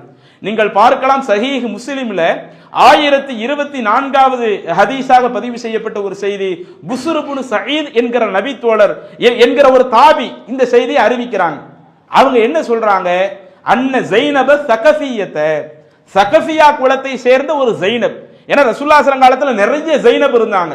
ரசூலுல்லாஹி ஸல்லல்லாஹு அலைஹி மனைவியர்கள்ல ஸைனப்னு இருக்கிறாங்க, ரசூலுல்லாஹி ஸல்லல்லாஹு அலைஹி வஸல்லம் 4 பெண் மக்கள்ல ஜைனப்னு இருக்கிறாங்க. ஏற்கனவே இதுக்கு முன்னாடி நம்ம பயான்ல எடுத்து சொன்ன மாதிரி இப்னு மஸ்ஊத் அவங்களுடைய மனைவி அவங்க ஜைனப் இருக்கிறாங்க. இப்படி நிறைய ஜைனப் இருக்கிறாங்கல்ல. அதுல இந்த நபிமொழியை அறிவிக்கிறது தகஃபியா குலத்தை சார்ந்த அந்த ஜைனப் ரலியல்லாஹு அன்ஹா அவங்க அல்லாஹ்வின் தூதரிடமிருந்து ஒரு செய்தியை கேட்டதாக அந்த புஸ்ர் இப்னு சயீத் என்கிற ஒரு தாபிக்கு சொல்றாங்க. என்ன ரசூலுல்லாஹி ஸல்லல்லாஹு அலைஹி வஸல்லம் அவங்க சொல்றதை கேட்டாங்களா? அல்லாஹ்வுடைய தூதர் பெண்களாகி எங்களுக்கு கட்டளை போட்டாங்க. என்ன கட்டளை போட்டாங்க? இதா ஷஹீதத் இஹ்தா குன்னல் இஷா, பெண்களாகிய நீங்க உங்களில் ஒருவர் பள்ளிவாசல வந்து இந்த இஷா தொழுகை தொழுவதற்கு கலந்து கொள்ள நீங்கள் நாடினால் ஃபலா ததையப் தில்கல் லைலா, அவங்க அன்றைய அந்த இரவு பொழுதுல என்ன செய்ய வேண்டாம்? நறுமணத்தை அணிந்து கொண்டு பள்ளிவாசலுக்கு வர வேண்டாம். இப்போ ஒரு பெண் வீட்டுல இருக்கிறாங்கன்னு வைங்க, வெளியே அந்நியவர்கள் யாரும் வீட்டில் வரக்கூடிய ஒரு சூழல் இல்லைன்னு சொன்னா அந்த பெண் வந்து அலங்கரித்த நிலையில் வீட்டில் இருந்து கொள்வது தவறில்லை. நறுமண பொருளை பயன்படுத்திக் கொள்வது வீட்டில் இருக்கும்போது தவறில்லை. இப்ப வந்து நீங்க இப்ப மகரிபுடைய நேரத்தில் நீங்க நறுமண பொருளை பயன்படுத்தி விட்டு அதுக்கடுத்து இஷா தொழுகைக்கு நீங்க வர்றப்ப நீங்க இப்படி நறுமண பொருளை பயன்படுத்திட்டு வராதீங்க. இப்படி அல்லாஹ்வுடைய தூதர் பெண்களாகிய நீங்கள் பள்ளிவாசலில் வந்து தொழுவதாக இருந்தால் இப்படி நறுமண பூசி விட்டு வராதீர்கள் என்று சொல்லி இப்படி ஒரு கட்டளை இட்டார்கள் என்கிற ஒரு செய்தியை சொல்றாங்க. இது ஒரு அடிப்படையான ஒரு செய்தி தான். ஆனால் இன்றைக்கு இந்த செய்தி நம்முடைய சமூகத்தில் கடைபிடிக்கப்படுதா? ஒரு 20 வருஷம் 30 வருஷத்துக்கு முன்னாடி போனீங்கன்னா பெண்கள் பள்ளிவாசலுக்கு வந்துடவே வரக்கூடாது, பெண்கள்லாம் பள்ளிவாசலுக்கு வரலாமா, நீங்கள்லாம் வந்து பள்ளிவாசல தொழலாமா என்று ஒரு காலம் பல நபர்கள் பேசிக் கொண்டிருந்தார்கள். அல்லாஹ்வுடைய அருளால் ஏகத்துவத்தை உள்ளவே உள்ளதுபடி மக்களுக்கு எடுத்து சொல்லி அல்லாஹ்வின் தூதருடைய காலத்துல பல பெண்கள் ஐவேளை தொழுகைக்கு வந்திருக்கிறாங்க, ஜும்மா தொழுகைக்கு வந்திருக்கிறாங்க. பெருநாள் தொழுகையில கண்டிப்பாக திடல்ல வந்து கலந்துக்கிடணும்னு அல்லாஹ்வின் தூதர் பெண்களுக்கு கட்டளையிட்டு இருக்கிறாங்க. லா தம்னஉ இமா அல்லாஹி மசாஜித், அல்லாஹ்வினுடைய அடிமைகளாக இருக்கிற பெண்கள் பள்ளிவாசலுக்கு வருவதற்கு அனுமதி கேட்டா நீங்க அவங்களை தடுக்காதீங்கன்னு அல்லாஹ்வுடைய தூதர் சொல்லி இருக்கிறாங்க என்பன போன்ற பல நபிமொழிகளை எடுத்து சொல்லி இன்னைக்கு சுன்னத் வல் ஜமாத்ல என்ன செய்து விட்டார்கள்? நீங்க பள்ளிவாசல வந்து தாராளமா தொழுது கிடுங்க, வெள்ளிக்கிழமை வந்து தொழுது கிடுங்க. ஆரம்பத்தில் பள்ளிவாசலுக்கே பெண்கள் உள்ள அனுமதிக்காதவர்கள் இன்றைக்கு ஒவ்வொரு ரமலானிலேயும் இரவு தொழுகைக்காக அனுமதிக்கின்றார்கள். அப்ப இந்த நபிமொழிக்கு அவர்களே உயிரோட்டம் கொடுக்கிற அளவிற்கு இன்றைக்கு மாறி வந்து கொண்டிருக்கிறார்கள். இப்படி ஒரு புறம் நபிமொழிக்கு உயிரோட்டம் கொடுத்து பெண்களை அனுமதிக்கிற பொழுது இன்றளவும் சில இடங்கள்ல நடைபெறக்கூடிய நிலைகள் என்ன? பெண்கள் பள்ளிவாசலுக்கு வரும் பொழுது எப்படி அவங்க வீட்டை விட்டு வெளியே வர்றப்ப நிறைய அலங்கரித்த நிலைகளில் வருவார்களோ அதே அலங்கரித்த நிலைகள்ல நறுமண பொருளை பயன்படுத்துவதாக இருக்கட்டும், இதர அலங்காரங்களை வெளிப்படுத்துவதாக இருக்கட்டும், இப்படி வந்து பள்ளிவாசல் நம்ம வணக்க வழிபாடுகள் நிறைவேற்றுகிறோமே, இது அல்லாஹ்வுடைய தூதர் சொன்னதா? அல்லாஹ்வுடைய தூதர் தெளிவா சொல்லி இருக்கிறாங்கல்ல, பெண்களாக இருக்கிற நீங்க பள்ளிவாசலுக்கு வர்றதா இருந்தா அந்த நறுமண பொருளை பயன்படுத்துறத தவிர்த்துக்கிடுங்க என்று அல்லாஹ்வுடைய தூதர் தெளிவாக சொல்லி இருக்க. அப்ப இந்த சட்டங்கள் எல்லாம் இன்றைக்கு பெண்கள் மதிக்காம, இன்னும் சொல்ல போன லிப்ஸ்டிக் உட்பட வீட்டுல இருக்கிற சின்ன பிள்ளைதானு சொல்லி அந்த சின்ன பிள்ளைக்கு இப்படி லிப்ஸ்டிக் உட்பட போட்டு நம்ம அழைச்சிட்டு வர்றோம் பள்ளிவாசலுக்கு. அந்த பிள்ளைக்கு மார்க்கத்தை சொல்ல வேண்டிய இடத்துல இருக்கிற நாம, மார்க்க சட்டங்களை கொடுத்து ட்ரைனிங் கொடுக்க வேண்டிய இடத்துல இருக்கிற நாமளே நம்மளுடைய பிள்ளைகளை கெடுக்கக்கூடிய ஒரு நிலையில இருக்கிறோம்னு சொன்னா அப்ப மார்க்கம் சொல்லக்கூடிய இந்த சட்டம் நமக்கு தெரியலையே. பள்ளிவாசல்ல வந்து தொழுக சொல்லி அல்லாஹ் அனுமதித்து இருக்கிறான், அல்லாஹ்வுடைய தூதர் அதுக்கு உத்தரவிட்டு இருக்கிறாங்க. இதை தெரிந்தவர்கள் எப்படி பள்ளிவாசலுக்கு வரணும் இதை தெரியாமல் இன்றைக்கு இருந்து கொண்டிருக்கிறார்கள். அப்ப இந்த சட்டங்கள் நாம் அடிப்படையில் அறிந்து கொள்ள வேண்டும். அடுத்து ஆணா இருக்கட்டும் பெண்ணா இருக்கட்டும், நம்ம எப்ப பள்ளிவாசலுக்கு வந்தாலும் அங்க ஏற்கனவே தொழுகை நடைபெறக்கூடிய நேரம் வந்துச்சுன்னா டைரக்டா நம்ம அந்த தொழுகையில கலந்துக்குவோம். இப்போ ஒரு ஜமாத் தொழுகை நடக்குதுன்னு வைங்களேன், ஃபஜ்ர் வந்து ஜமாத் தொழுகை நடக்குது, டைரக்டா வர்றப்ப நாம அந்த தொழுகையிலேயே கலந்துக்குவோம். அல்லது அதனுடைய முன் சுன்னத்தை ஏதாவது தொழுது விட்டு நாம அந்த சபையில உட்கார ஆரம்பிச்சிருவோம். இப்ப அந்த தொழுகை இல்லாத நேரம் இருக்குதுன்னா அப்ப நாம பள்ளிவாசலுக்கு வரக்கூடிய ஒரு நிலை வந்தாலும் தாராளமா வரலாம். பள்ளிவாசல் ஐவேளை தொழுகைக்கு மட்டும்தான் வரணும்னு கிடையாது. நேற்றைய தினம் நம்ம அந்த பள்ளிவாசலை பத்தி பார்த்தோமே, காலையில மாலையில எல்லா நேரங்களிலேயும் நமக்கு வாய்ப்பு கிடைக்கிற பொழுது நம்ம பள்ளிவாசலுக்கு வரணும். அப்ப அதுல தொழுகை இல்லாத நேரங்கள்ல நாம வருகிற பொழுது பள்ளிவாசல இதர பயன்பாட்டிற்காக நாம வந்தாலும் அல்லாஹ்வுடைய தூதர் நம்மள்ட்ட என்ன எதிர்பார்க்கிறாங்கன்னா, வந்த உடனே ஒரு 2 ரக்காய் தொழுதுட்டு அமருங்க. ஏற்கனவே இங்க தொழுகை நடக்குதுன்னு வைங்க, தொழுதுட்டு நாம கரெக்டா அதுல இருப்போம், அதுல பிரச்சனை இருக்காது. தொழுகை இல்லாத ஒரு நேரங்கள்ல நாம வர்றோம். உதாரணத்துக்கு ஏதோ ஒரு பயான் நிகழ்ச்சி ஏற்பாடு செஞ்சிருக்கிறாங்க, ஞாயிற்றுக்கிழமை சாயந்தரம் ஒரு 3 மணிக்கு பயான் நிகழ்ச்சி ஏற்பாடு செய்யறாங்கன்னு வைங்க, நாம லுகர் தொழுது வீட்டுக்கு போயிருப்போம். பயானுக்காக இங்க வர்றோம், வந்து வெறுமனே பயான்ல மட்டும் அப்படி உட்கார்ந்துடக்கூடாது. பள்ளிவாசலுக்குன்னு வந்து அதை தஹியத்துல் மஸ்ஜித்னு சொல்லுவாங்க. பள்ளிவாசலுக்கான காணிக்கை தொழுகை, அந்த 2 ரக்காயத்தை தொழுகக்கூடிய ஒரு பழக்கத்தை இதை இஸ்லாமிய மார்க்கம் நமக்கு வலியுறுத்தி சொல்லுகிறது. நீங்கள் பார்க்கலாம், சஹீஹ் முஸ்லிம்ல 2057வது நபிமொழியாக பதிவு செய்யப்பட்ட ஒரு செய்தி, ஜாபிர் இப்னு அப்துல்லாஹ் என்கிற நபித்தோழர் குறிப்பிடுகிறார்கள், தஹல ரஜுலுன் மஸ்ஜித, ஒரு மனிதர் பள்ளிவாசலுக்குள் வருகிறார். இது வெள்ளிக்கிழமை ஜும்மா டயத்தில் நடக்கிற ஒரு சம்பவம். ஜும்மா தொழுகை ஏற்கனவே பயான் நடக்கும் போது அவர்கள் தாமதமா தான் வர்றாரு. அப்ப வர்றப்ப அந்த ஜாபிர் இப்னு அப்துல்லா சொல்றாங்க, தஹல ரஜுலுன் அல் மஸ்ஜித், ஒரு மனிதர் பள்ளிவாசலுக்கு வர்றாரு. ரசூலுல்லாஹி ஸல்லல்லாஹு அலைஹி வஸல்லம் யஹ்துபு யௌமல் ஜும்ஆ, அல்லாஹ்வுடைய தூதர் மக்களுக்கு வந்து அந்த ஜும்மா உரை பேசிக்கிட்டு இருக்காங்க. அவர் இந்த உரையை கேட்கணுங்கிறதுக்காக வந்து அப்படியே உட்கார்ந்துடுறாரு. அப்ப ரசூலுல்லாஹி ஸல்லல்லாஹு அலைஹி வஸல்லம் அவர்கள் அந்த நபரை பார்த்து கேட்கிறார்கள், சொல்லைத்த, இப்படி பயான்ல வந்து உட்கார்ந்துட்டீங்க, நீங்க தொழுதுட்டீங்களா? இன்னைக்கு நாம ஜும்மாவுக்கு லேட்டா வந்தா கூட சில நேரம் தொழாம பல ஆட்கள் உட்காரக்கூடிய தன்மை இருக்குது. ஆனா ரசூலுல்லாஹி ஸல்லல்லாஹு அலைஹி வஸல்லம் பயான் பேசும்போது இதை கவனிக்கிறாங்க. கவனிச்சுட்டு அந்த அந்த நபர்கிட்ட கேட்கிறாங்க, சொல்லைத்த, நீங்க தொழுதுட்டீங்களா? அப்ப அந்த நபர் சொல்லுகிறார், லா, இல்ல அல்லாஹ்வின் தூதரே. அப்ப ரசூலுல்லாஹி சொல்றான், கும், எழுந்து ஃபஸல்லி ரக்அத்தைன், 2 ரக்காயத்து தொழுதுட்டு உட்காருங்க. அப்ப வெள்ளிக்கிழமை பயானே நடந்துகிட்டு இருந்தாலும் நாம பயானுக்கு இமாம் மிம்பர்ல ஏறுறதுக்கு முன்னாடி வந்தா தான் நாம அந்த ஜும்மாவினுடைய பரிபூர்ணமான நன்மையை பெற முடியும். எப்ப இமாம் மிம்பர்ல ஏறிட்டாரோ பாங்கு சொல்ல ஆரம்பிக்கிறதோ, தவவு சுஹஃப, நன்மையை பதிவு செய்யக்கூடிய வானவர்கள் அந்த நன்மையினுடைய ஏட்டை மூடிவிட்டு அந்த உரையை கேட்பதற்காக அமர்ந்துருவாங்க. அப்ப பொதுவா நீங்க இமாம் மிம்பர்ல ஏறுறதுக்கு முன்னாடியே வரணும். ஒருவேளை நாம தாமதமாகி விட்டது என்று சொன்னால், அது ஏதோ ஒரு நாள் நமக்கு அப்படி நடந்துருச்சுன்னு சொன்னா, வந்தவுடன் அப்படி நீங்க உட்கார்ந்துடாதீங்க, 2 ரக்காயத்தை தொழுது விட்டு அடுத்து நீங்க அந்த உரையை கேட்க ஆரம்பிங்க என்று அல்லாஹ்வுடைய தூதர் அந்த தஹியத்துல் மஸ்ஜித் என்கிற அந்த தொழுகைக்கு முக்கியத்துவம் கொடுக்கறாங்களே. அப்ப இது நம்ம அந்த பள்ளிவாசல் விஷயமாக நாம் அதிகமாக தெரிந்து கொள்ள வேண்டிய ஒரு செய்தி. அதே மாதிரி இன்னொரு மிக முக்கியமான ஒரு சட்டம், இன்னைக்கு ஆண்கள்ல நம்மள பல பேர் அலட்சியமாக இருக்கக்கூடிய ஒரு சட்டம். அல்லாஹ்வுடைய தூதர் சொல்றாங்க, சுனன் திர்மிதி என்ற ஹதீஸ் கிரந்தத்துல 1321வது செய்தியாக பதிவு செய்யப்படுகிறது.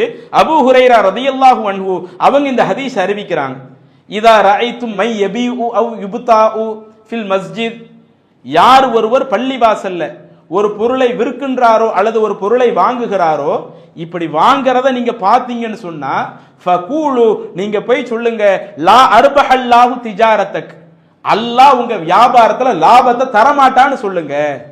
பள்ளிவாசல்ல வியாபாரம் செய்யற இடமா, விக்கிற இடமா, வாங்குற இடமா? அப்ப அந்த பள்ளிவாசல இருந்து நீங்க யாரேனும் ஒருவர் ஒரு பொருளாதாரத்தை விற்கக்கூடிய வியாபாரம் செய்யக்கூடிய ஒரு நிலையை பார்த்தால் அல்லாஹ் வியாபாரத்துல லாபத்தை தரமாட்டான். பொதுவா இப்படி மார்க்க நமக்கு எங்கேயுமே சொல்றதுக்கு அனுமதி கொடுக்கவே இல்லை.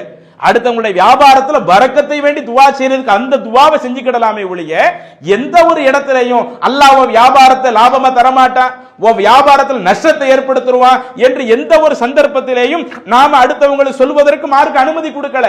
ஆனா எதுக்கு ரசூலுல்லாஹ் சொல்றாங்க, பள்ளிவாசல் இறைவனை வணங்குவதற்காக கட்டப்பட்ட ஒரு இடமாக இருக்கும் பொழுது, இறைவனோடு உரையாடக்கூடிய ஒரு இடமாக இருக்கிற பொழுது, நமக்கும் இறைவனுக்கு மத்தியில் ஒரு நெருக்கத்தை ஏற்படுத்துகிற ஒரு இடமாக இருக்கிற பொழுது, இங்க உள்ள வந்துகிட்டு யார் ஒருவர் தன்னுடைய வியாபாரத்தை பார்க்கிறானோ, தன்னுடைய பொருளை விற்கிறதுக்கோ அல்லது அடுத்தவன்ட்டு ஒரு பொருளை வாங்குறதுக்கோ இங்க இருந்துட்டு யார் வியாபாரத்தை பார்க்க நினைக்கிறானோ அவனுடைய வியாபாரத்தில் லாபம் வராம போட்டும், அவன் நஷ்டத்தை தழுவட்டும் என்று நீங்க அவனிடத்துல போய் சொல்லுங்க என்று அல்லாஹ்வுடைய தூதர் சொல்லுகிறார்களே. அப்ப இந்த சட்டம் நாம பள்ளிவாசல்ல இருந்து எந்த ஒரு செயல்சையும் பண்ணக்கூடாதுன்னு சொல்லும் பொழுது, நம்மள சில ஆட்கள் என்ன பண்ணுவாங்க, தொழுக முடிச்ச உடனே சில நேரங்கள்ல போன்லாம் அடிக்கும், போன் எடுத்து காதல வச்சுட்டு, பாய் கொஞ்சம் வெயிட் பண்ணுங்க, இந்த உடனே நான் என்ன செஞ்சிருந்த பார்சல் அனுப்புறேன், அல்லது நான் பார்சலை தான் நேரத்தை போட்டு விட இந்த பார்சல்லாம் உங்களுக்கு கிடைக்கலையா? இதெல்லாம் எங்க பேச வேண்டிய பேச்சு? பள்ளிவாசல்ல உட்கார்ந்துட்டு பார்சல் அனுப்பிட்டா அல்லது நாளைக்கு அனுப்புறேன் இன்னைக்கு அனுப்புறேன், பள்ளிவாசல்ல உட்கார்ந்து வியாபாரத்தை பத்தி பேசுறதா? கேட்டா என்ன, நான் என்ன எல்லா வியாபாரத்தையும் இங்கே அங்க ஒரு தகவலைத்தானங்க சொன்னேன், என் வியாபாரம் தொடர்பாக ஒரு தகவலைத்தான நான் அடுத்தவங்கள்ட்ட பதிவு வச்சேன். ஆனா அவர் கத்தக்கூடிய கத்தல் இருக்கு, சத்தம் இருக்குது, அங்க இருக்கிற எல்லா நபர்களுக்கு டிஸ்டர்ப் ஏற்படுத்துற மாதிரி இருக்கும். அப்ப நம்ம இத்தனை நபர்களுக்கு டிஸ்டர்ப் ஏற்படுத்துறோமே. அல்லாஹ்வுடைய தூதர் சொன்னாங்களே, இன்ன குல்லக்கும் யுனாஜி ரப்பா, உங்களில் ஒவ்வொருவருமே பள்ளிவாசல்ல இருக்கிறாருன்னா அவர் இருக்கிறவரை அல்லாஹ்வோடு உரையாடிக்கிட்டு இருக்கிறார். தொழுகைக்கு மாத்திரம் ரசூலுல்லாஹ் சொல்லல, தொழுகையை தாண்டி இதர பெர்பஸுக்காக உங்கள ஒருவர் பள்ளிவாசல்ல இருந்தாலும் அவர் தன்னை அல்லாஹ்வோடு உரையாடக்கூடிய ஒரு நிலையில இருக்கிறாரு. அப்ப அடுத்தவங்களுக்கு ஒரு கெடுதலை ஏற்படுத்துற மாதிரி, நாம நம்மளுடைய வியாபாரத்தை இங்க வச்சு பண்ற மாதிரி. அப்ப இப்படி நாம இவ்வளவு பண்ணிட்டு கடைசியில் என்ன சொல்லுவோம்? நான் வியாபாரத்துல எவ்வளவோ ரிஸ்க் எடுக்கிறேன், எவ்வளவோ நான் அதுக்கு முயற்சி பண்றேன், எனக்கு லாபமே கிடைக்க மாட்டேங்குது. எப்படி கிடைக்கும்? ரசூலுல்லாஹி ஸல்லல்லாஹு அலைஹி வஸல்லம் சொல்றாங்களே, இப்படி பள்ளிங்கிறது அது வியாபாரம் செய்யற ஒரு இடம் கிடையாது.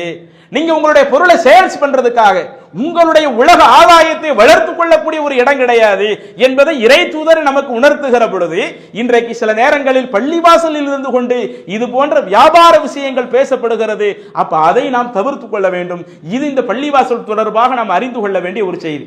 அதே மாதிரி இன்னொரு மிக முக்கியமான ஒரு செய்தியையும் அல்லாஹ்வுடைய தூதர் குறிப்பிடுகிறார்கள். அதை இந்த சுனனு திர்மிதி நான் மேலே குறிப்பிட்ட அதே நபிமொழியில் தொடர்ச்சியாக வருகிறது. வ இதா ரஐதும் மை யன்ஷுது ஃபீஹி ஸால்லத்தன், அதே போல ஒரு ஆள் ஒரு பொருளை தொலைச்சிக்கிட்டு என் பொருள் காணாம போச்சே இப்படின்னு பள்ளிவாசல்ல யாரேனும் ஒருவர் அறிவிக்கக்கூடிய அந்த ஒரு விஷயத்தை நீங்க கேட்டாலும், லா ரத்தல்லாஹு அலைக், அல்லாஹ் உனக்கு அதை திருப்பி தரமாட்டானே போய் சொல்லுங்க. சில பொருட்கள் நீங்களா தொலைப்பீங்க, தொலைச்சிட்டு இப்படி பள்ளிவாசல்ல ஒப்பாரி வைப்பீங்களா? பள்ளிவாசல்ல அதை கத்திக்கிட்டு இருப்பீங்களா? என் பொருள் காணாம போயிடுச்சுன்னு இப்படி சொல்லிக்கிட்டு இருப்பீங்களா? அப்படி யாரேனும் ஒருவர் அது காணாமல் போன பொருள் இங்க பள்ளிவாசல்ல உட்கார்ந்து சத்தம் போட்டுக்கிட்டு இருப்பான்னா அவனுக்கு அந்த பொருள் கிடைக்காது என்று சொல்லிவிடுகிறார் என்று அல்லாஹ்வுடைய தூதர் சொன்னதாக அந்த சுனனு திர்மிதியில பார்க்க முடிகிறது. இன்னும் சஹீஹ் முஸ்லிம்ல 981 982 ஆகிய ஹதீஸை எடுத்து பாத்தீங்கன்னா, அபூ ஹுரைரா அவர்கள் அறிவிக்கின்றார்கள், ரசூலுல்லாஹி ஸல்லல்லாஹு அலைஹி வஸல்லம் சொல்றாங்க, மன் சமிஅ ரஜுலன் யன்ஷுது ஸால்லத்தன் ஃபில் மஸ்ஜித், ஒரு நபர் பள்ளிவாசல்ல காணாம போன ஒரு பொருளை பத்தி அறிவிப்பு பண்ணிக்கிட்டு இருக்கிறாரு. இப்படி அறிவிப்பு பண்ணக்கூடிய என் பொருள் காணாம போயிருச்சுன்னு நினைச்சுகிறாரு, சொல்லிக்கிட்டு இருக்கிறாரு. இதை ஒருவர் செவியுற்றால் ஃபல் யகுல், அவர் அந்த நபருக்கு போய் சொல்லட்டும், லா ரத்தஹல்லாஹு அலைக், அல்லாஹ் உனக்கு இதை திருப்பி தர மாட்டான்னு சொல்லுங்கன்னு சொல்லிட்டு அதற்கடுத்து ரசூலுல்லாஹி ஸல்லல்லாஹு அலைஹி வஸல்லம் ஒரு காரணத்தை சொல்லுகிறார்கள். ஃப இன்னல் மசாஜித லம் துபன லிஹாதா, பள்ளிவாசல்ல இப்படி காணாம போன பொருள் அறிவிக்கு இது போன்ற விஷயத்துக்காக பள்ளிவாசல் கட்டப்படல, இது இறைவனை வணங்கி வழிபடுவதற்காக கட்டப்பட்ட ஒரு இடம். இங்க இருந்து இந்த மாதிரியான ஒரு காரியத்தை செய்றீங்க என்று அதற்கான ஒரு காரணத்தையும், இது இதற்காக கட்டப்படவில்லை, இந்த பர்பஸ் பள்ளிவாசலுடைய நோக்கம் கிடையாது. பள்ளிவாசல் என்பது மனிதர்களிடத்தில் இபாதத்தை ஏற்படுத்துவதற்கு, மனிதனை பண்படுத்தக்கூடிய ஒரு பக்குவப்படுத்தக்கூடிய, மனிதனிடம் இருக்கக்கூடிய தவறுகளை திருத்தக்கூடிய, முழுக்க முழுக்க இறைவனோடு ஒரு தொடர்பை ஏற்படுத்தக்கூடிய இது போன்ற விஷயத்துக்காகத்தான் இருக்குதே ஒழிய காணாம போன பொருளை தேடுறதுக்காக இல்ல. அந்த முஸ்லிம்ல 988வது ஹதீஸ்ல கூடுதலா பாத்தீங்கன்னா, ரசூலுல்லாஹி ஸல்லல்லாஹு அலைஹி வஸல்லம் காலத்துல ஒரு ஆள் என்ன பண்றாரு, ஒட்டகத்தை, ஒரு சிகப்பு நிற ஒட்டகத்தை தொலைச்சிட்டு பள்ளிவாசல்ல கேட்டுக்கிட்டு இருப்பாரு, என் ஒட்டகம் காணாம போச்சே, என் ஒட்டகத்தை எங்கேயாவது பாத்தீங்களா? அந்த டைத்துல தான் அல்லாஹ்வுடைய தூதர் இந்த செய்தியை கூடுதலாக சொன்னார்கள் என்பன என்ற ஒரு செய்தியை பார்க்கிறோம். அப்ப இதன் மூலம் நமக்கு தெரியக்கூடிய மிக முக்கியமான ஒரு செய்தி, பள்ளிவாசல் என்பது நம்முடைய பொருளாதாரங்களை விற்கக்கூடிய, வாங்கக்கூடிய, ஒரு கூச்சலிடக்கூடிய ஒரு இடமாக அமைந்துவிடக் கூடாது. காணாமல் போன பொருட்கள் அறிவிச்சு அதை பற்றியே பேசக்கூடிய, அது தேவையற்ற ஒரு கூச்சல் குழப்பத்தை ஏற்படுத்தக்கூடிய ஒரு இடமாக பள்ளிவாசல் அமையக்கூடாதுன்னு ரசூலுல்லாஹி சொல்றாங்களே. அப்ப இதையெல்லாம் நாம் மனதிலே பதிய வைத்துக் கொள்ள வேண்டும். அதே மாதிரி அந்த பள்ளிவாசல்ல பேண வேண்டிய இன்னொரு மிக முக்கியமான ஒரு சட்டம், பள்ளிவாசல பெரும்பாலும் நாம என்ன செய்யணும், முழுக்க முழுக்க அந்த தூய்மையாகவே வைத்திருக்க வேண்டும். எங்கெல்லாம் அந்த தூய்மைக்கு மாற்றமாக இருக்குதோ அதெல்லாம் ரசூலுல்லாஹி ஸல்லல்லாஹு அலைஹி வஸல்லம் அவர்களால் ஒரு வெறுக்கப்பட்ட ஒன்றாகத்தான் இருக்கிறது. எப்படி எல்லாம் ரசூலுல்லாஹி சொல்லி இருக்கிறாங்க. சஹீஹுல் புகாரியில் 405வது செய்தி, அனஸ் இப்னு மாலிக் ரலியல்லாஹு அன்ஹு இந்த நபிமொழியை அறிவிக்கிறாங்க. ஒரு முறை அல்லாஹ்வுடைய தூதர் பள்ளிவாசல்ல ரஆ நுகாமத்தன் ஃபில் கிப்லா, அந்த கிப்லாவில் அந்த பேரிச்ச மரத்தை எல்லாம் ரசூலுல்லாஹி ஸல்லல்லாஹு அலைஹி வஸல்லம் நட்டி வச்சிருப்பாங்கல்ல, கிப்லா முன்னாடி இருக்குது இல்ல, அதில் அல்லாஹ்வுடைய தூதர் யாரோ ஒருவர் சளி துப்பிய ஒரு சளியை ரசூலுல்லாஹி ஸல்லல்லாஹு அலைஹி வஸல்லம் பார்க்கறாங்க, காஞ்சு போய் இருக்குது. ஃபஷக்க ذلك عليه حتى رؤي في وجهه, அதை பார்த்த உடனே அல்லாஹ்வின் தூதருடைய முகத்துல நாங்கள்லாம் பார்த்தோம், ஒரு விதமான ஒரு கோபம் தென்பட ஆரம்பித்து விட்டது. அப்படி கோபம் தென்பட ஆரம்பித்த உடனே ஃபகாம, அல்லாஹ்வுடைய தூதரை எழுந்து ஃபஹக்கஹு பியதிஹி, ரசூலுல்லாஹி ஸல்லல்லாஹு அலைஹி வஸல்லம் அவர்கள் ஒரு சின்ன கல்லை எடுத்து தன்னுடைய கையாலேயே என்ன செய்யறாங்க, அந்த பள்ளிவாசல் கிப்லாவில் இருக்கக்கூடிய அந்த சலியை ரசூலுல்லாஹி ஸல்லல்லாஹு அலைஹி வஸல்லம் அவர்கள் சுரண்டி விட்டு அடுத்து சொல்லுகிறார்கள், இன்ன அஹதகும் இதா காம ஃபீ ஸலாத்திஹி, உங்களில் ஒருவர் தொழுகையில நிற்கிறப்ப இன்னஹு யுனாஜி ரப்பஹு, அவர் தன்னுடைய இறைவனோடு உரையாடி கொண்டிருக்கிறார். அவ் இன்ன ரப்பஹு வ பைனஹு வ பைனல் கிப்லா, அல்லது இறைவன் அவருக்கும் அவருடைய கிப்லாவிற்கும் மத்தியில இருக்கிறான். அல்லாஹ் அர்ஷ்ல தான் இருப்பான், ஆனா ரசூலுல்லாஹி என்ன சொல்றாங்க, உங்களுக்கு முன்னாடி அல்லாஹ் இருந்து கொண்டிருக்கிறான் என்று சொல்லிவிட்டு அடுத்து சொல்லுகிறார்கள், ஃபலா யபுசுகன் அஹதுக்கும் கிப்ல கிப்லத்திஹி, நீங்க அப்படி சளி வந்துச்சுன்னா அப்படி கிப்லாவை முன்னோக்கில நீங்க துப்பிடாதீங்க, அன்னைக்கு மண் தர இருக்குமா இல்லையா? தொழுகையிலேயே உங்களுக்கு சளி வந்ததுன்னு சொன்னா உங்க இடதுபுறம் காலுக்கு கீழே அதை துப்பி கொள்ளுங்கள். ஏன்னா அன்னைக்கு வந்து துப்பி அதை மண்ணால மூடிட்டாங்கன்னு வைங்க, அது பெரிய அளவுல எந்த ஒரு, இன்னைக்கு நம்ம இங்க மேட்டு போட்டிருக்கிறோம், மேட்டு போட்ட இடத்துல நம்ம இப்பெல்லாம் செய்ய முடியாது. இங்க வந்து அந்த மாதிரி இருக்கணும், அதுக்குன்னு கரிச்சிப்பா இதர ஏதாவது ஒரு பொருட்களை நம்ம பயன்படுத்திக்க வேண்டியதுதான். ரசூலுல்லாஹி ஸல்லல்லாஹு அலைஹி காலத்துல மண் இருக்கிறதுனால அந்த மண்ணுக்கு கீழே துப்பி நீங்க அதை மூடிக்கிடுங்க என்று அப்படி வழிகாட்டுறாங்க. என்ன சொல்லல, கிபிலாவை முன்னோக்கி நீங்க இப்படி அசுத்தப்படுத்தாதீங்க. அப்ப பள்ளிவாசல் இப்படி செய்யப்பட்ட அசுத்தத்தை அல்லாஹ்வுடைய தூதர் வெறுக்கிறார்கள் என்று சொன்னால் இன்றைக்கு பல பள்ளிவாசலுடைய நிலைகள் எப்படி இருக்கிறது? பள்ளிவாசல்களையே கடுமையான அசுத்தம் நிறைந்த ஒரு இடமா ஆக்கியிருக்கிறாங்க. தன்னுடைய சொந்த வீட்டுக்கு தூய்மைக்கு முக்கியத்துவம் கொடுக்கக்கூடியவர்கள் பள்ளிவாசலுடைய தூய்மைக்கு முக்கியத்துவம் கொடுக்கலனா இன்னும் சில பள்ளிவாசல்ல பாத்ரூம் கூட போக முடியாது. நம்முடைய சமூகத்துல சில இடங்கள்ல எல்லாம் போய் பாத்தீங்கன்னா பீடி சிகரெட்டை பள்ளிவாசல்ல பாத்ரூம்குள்ள புடிச்சு அந்த கட்ட பீடியை பாத்ரூம்குள்ள போட்டு வச்சிருப்பான்.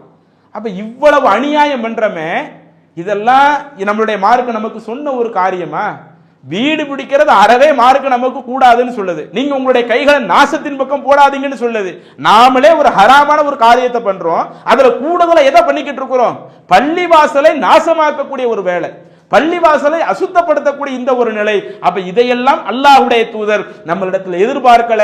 நாம் இந்த பள்ளிவாசலை தூய்மையாக வைக்கக்கூடிய அந்த ஒரு நிலையை அல்லாஹ்வுடைய தூதர் எதிர்பார்க்கிறார்கள். இன்னும் எந்த அளவுக்குனா, சில நேரங்கள்ல ரசூலுல்லாஹி ஸல்லல்லாஹு அலைஹி வஸல்லம் சொல்றாங்க, முஸ்னத் அஹ்மத் என்கிற ஹதீஸ் கிரந்தத்தில் 7573வது செய்தியாக பதிவு செய்யப்பட்ட ஒரு நபிமொழி, அபூ ஹுரைரா அவங்க இதை அறிவிக்கிறாங்க. அதுல ரசூலுல்லாஹி ஸல்லல்லாஹு அலைஹி வஸல்லம் என்ன சொல்றாங்க, மன் அக்கல மின் ஹாதிஹி ஷஜரா, அந்த பூண்டு ஐட்டங்கள் இருக்குதா இல்லையா, அதுல உள்ள ஒரு பொருளை ஒருவர் சாப்பிட்டால் அப்படி சாப்பிட்டு விட்டு என்ன செஞ்சிட வேண்டாம், ஃபலா யுதீனா பிஹா ஃபி மஸ்ஜிதனா ஹாதா, அவங்க இந்த நம்மளுடைய பள்ளிவாசல்ல வந்து அடுத்தவங்களுக்கு தொல்லை அளிச்சிட வேண்டாம். ஏன்னா அந்த பூண்டுலாம் அதை அவிக்காம அந்த சாப்பாட்டுல வந்து நம்ம பயன்படுத்த வெறும் பூண்டு சாப்பிடுறோம்னு வைங்க, அல்லது வெங்காய ஐட்டத்தை வந்து நம்ம சும்மா ஒரு பச்சையாக சாப்பிடுறோம்னு வைங்க, வாயிலிருந்து சில துருவாடைகள் வரும். பள்ளிவாசல் இருக்கும் பொழுது நம்ம தொழுகையில பொதுவாக இன்னைக்கு நம்ம எப்பதான் தொழுகையில வந்து நிக்கிறோமோ அது வரை நல்லா ஃப்ரெஷ்ஷா நிற்போம். தொழுகையில் அல்லாஹ்வுக்கு ஒரு தக்பீர் கட்டினா தான் வாய் ஆன்னு பிளப்போம். அப்ப இப்படி வாயில துருவாடை வந்துச்சுன்னு வைங்க, பக்கத்துல ஒரு ஆள் தக்பீர் கட்டி நிக்க முடியுமா? அப்ப இந்த மாதிரி கூட நீங்க அடுத்தவங்களுக்கு தொல்லை கொடுத்துறாதீங்க. ஒருவேளை அப்படி சாப்பிட வேண்டிய நிலை வருதா, நல்லா பிரஷ் பண்ணிட்டு வாயை நல்லா சுத்தப்படுத்தி நாம அப்படி வந்து நிக்கணும். அப்ப இந்த மாதிரி தன்னுடைய சுத்தத்திற்கும் பள்ளிவாசலுடைய சுத்தத்திற்கும் நீங்க அடுத்தவங்களுக்கு தொல்லை அளித்து விடாதீர்கள் என்கிற ஒரு விஷயத்தை இஸ்லாமிய மார்க்கம் நமக்கு குறிப்பிடுகிறது. அப்ப இது போன்ற விஷயங்களை எல்லாம் கவனிக்க வேண்டும். இறுதியாக நம்மள உள்ள சில மக்கள்கிட்ட உள்ள இன்னொரு குறை, தொழுகைக்காக பள்ளிவாசல்ல வரும்போது சில ஆட்கள் என்ன பண்ணுவாங்கன்னா, கொஞ்சம் தாமதமாக வரும் பொழுது பள்ளிவாசல்ல ஓடோடி வருவாங்க. பல நேரங்களில் பாக்குறோமா இல்லையா? இரவு தொழுகையில கூட சில நேரம் என்ன பண்ணுவாங்கன்னா, இமாம் வந்து அந்த இரவு தொழுகை வச்சுக்கிட்டே இருப்பாரு, நம்ம ஆளு பின்னாடி சாஞ்சி ஹாயா சுவரில் சாஞ்சி உட்கார்ந்துகிட்டு இருப்பாரு. எப்ப இமாம் ருக்குவுக்கு போயிட்டாரோ, ருக்குவுக்கு போன உடனே கதவை திறந்து ஓடோடி வந்து ருக்குவுல போய் சேரக்கூடிய ஆளா இருப்பாங்க. பள்ளிவாசல்ல சும்மா உட்கார்ந்துட்டு வந்து தொழுகிறதுல கூட இந்த மாதிரி ஓடோடி வந்து சேருகிறார்கள். சில நேரங்கள் அவங்க தாமதமாக சில ஜமாத் தொழுகைகள் நடக்கிற பொழுது ஓடோடி வந்து ஜாயின் பண்ணக்கூடிய ஒரு நிலைகள் எல்லாம் இருக்கிறது. அந்த ஒரு விஷயத்தை அல்லாஹ்வுடைய தூதர் நமக்கு அனுமதிக்கவில்லை. சஹீஹுல் புகாரியில 635வது செய்தி, 636வது செய்தி, அதில் அல்லாஹ்வுடைய தூதர் சொல்லி காட்டுகிறார், ஒரு முறை ரசூலுல்லாஹி ஸல்லல்லாஹு அலைஹி வஸல்லம் மக்களுக்கு தொழுகை நடத்தும் போது இந்த மாதிரி ஓடோடி வரக்கூடிய ஒரு சப்தத்தை ரசூலுல்லாஹி ஸல்லல்லாஹு அலைஹி வஸல்லம் கேட்கிறாங்க. தொழுகை முடிஞ்ச உடனேயே அல்லாஹ்வுடைய தூதர் மா ஷஅனுக்கும், உங்களுடைய விஷயம்தான் என்ன, ஏன் இந்த மாதிரி செஞ்சீங்க என்று கேட்க வருது. நபி தோழர்கள் சொல்லுகிறார்கள், இஸ்தஅஜல்னா இல ஸலா, அல்லாஹ்வுடைய தூதரே நாங்க தொழுகை முடிஞ்சிருமேன்னு சொல்லி அவசர அவசரமா ஓடி வந்தோம் என்று சொல்றப்ப அப்பதான் ரசூலுல்லாஹி ஸல்லல்லாஹு அலைஹி வஸல்லம் சொல்லுகிறார்கள், ஃபலா தஃஅலு, நீங்க அப்படி செய்யாதீங்க. இதா அதைத்துமுஸ் ஸலாத்த, நீங்க தொழுகைக்கு வர்றதா இருந்தா ஃபஅலைக்கும் பிஸகீனா, நிதானமாக நீங்க வாங்க, ஓடோடி அவசரப்பட்டு வர்ற வேலையை நீங்க வச்சுக்காதீங்க. தொழுகைக்கு வர்றதா இருந்தா நிதானமா வாங்க. ஃபமா அதரக்தும், உங்களுக்கு எத்தனை ரக்காயத்து கிடைக்குதோ கிடைக்கிற ரக்காயத்தை ஃபஸல்லு, நீங்க தொழுதுக்கிடுங்க. வமா ஃபாத்தக்கும், ஒருவேளை நமக்கு ஒரு ரக்காயத்து மிஸ் ஆகுதா, 2 ரக்காயத்து மிஸ் ஆகுதா, உங்களுக்கு தவறி போகக்கூடிய ஒன்றை ஃபஅத்திம்மு, அதை நீங்கள் பரிபூரணப்படுத்திக் கொள்ளுங்கள் என்று அல்லாஹ்வுடைய தூதர் சொல்லுகிறார்களே. அப்ப நாம தொழுகைக்கே வந்தாலும் இதெல்லாம் பொதுவா நாம என்ன செய்வோம், இயல்பாக சரி சீக்கிரம் ஓடோடி போனா நமக்கு அந்த ரக்காயத்து கிடைச்சிருமே நினைப்போம். ஆனா அப்படி கூட நீங்க செய்யாதீங்க. பள்ளிவாசல் என்பது அந்த அளவிற்கு அது ஒரு அமைதியாக இருக்க வேண்டிய ஒரு இடமாக, ஒரு கூச்சல் குழப்பம் இல்லாத ஒரு இடமாக, மனநிம்மதியை அளிக்கக்கூடிய ஒரு இடமாக இப்படி அல்லாஹ்வுடைய தூதர் சொல்லி இருக்கிறார்களே. இன்னும் இது அல்லாமல் எதுவெல்லாம் நமக்கு அந்த பள்ளிவாசலில் பேண வேண்டிய செய்தியாக சொல்லப்படுகிறதோ அந்த அடிப்படைகளை எல்லாம் புரிந்து நாம நம்மளுடைய வாழ்க்கையில் இன்ஷா அல்லாஹ் கொண்டு செல்வோம். இன்ஷா அல்லாஹ் நாளைய தினம் இறுதியாக இஸ்லாம் சொல்லக்கூடிய இதர சில அடிப்படையான செய்திகளை நாம் பார்க்கலாம். அஸ்ஸலாமு அலைக்கும் வரஹ்மத்துல்லாஹி வபரகாத்துஹு. அல்லாஹு அக்பர், அல்லாஹு அக்பர்.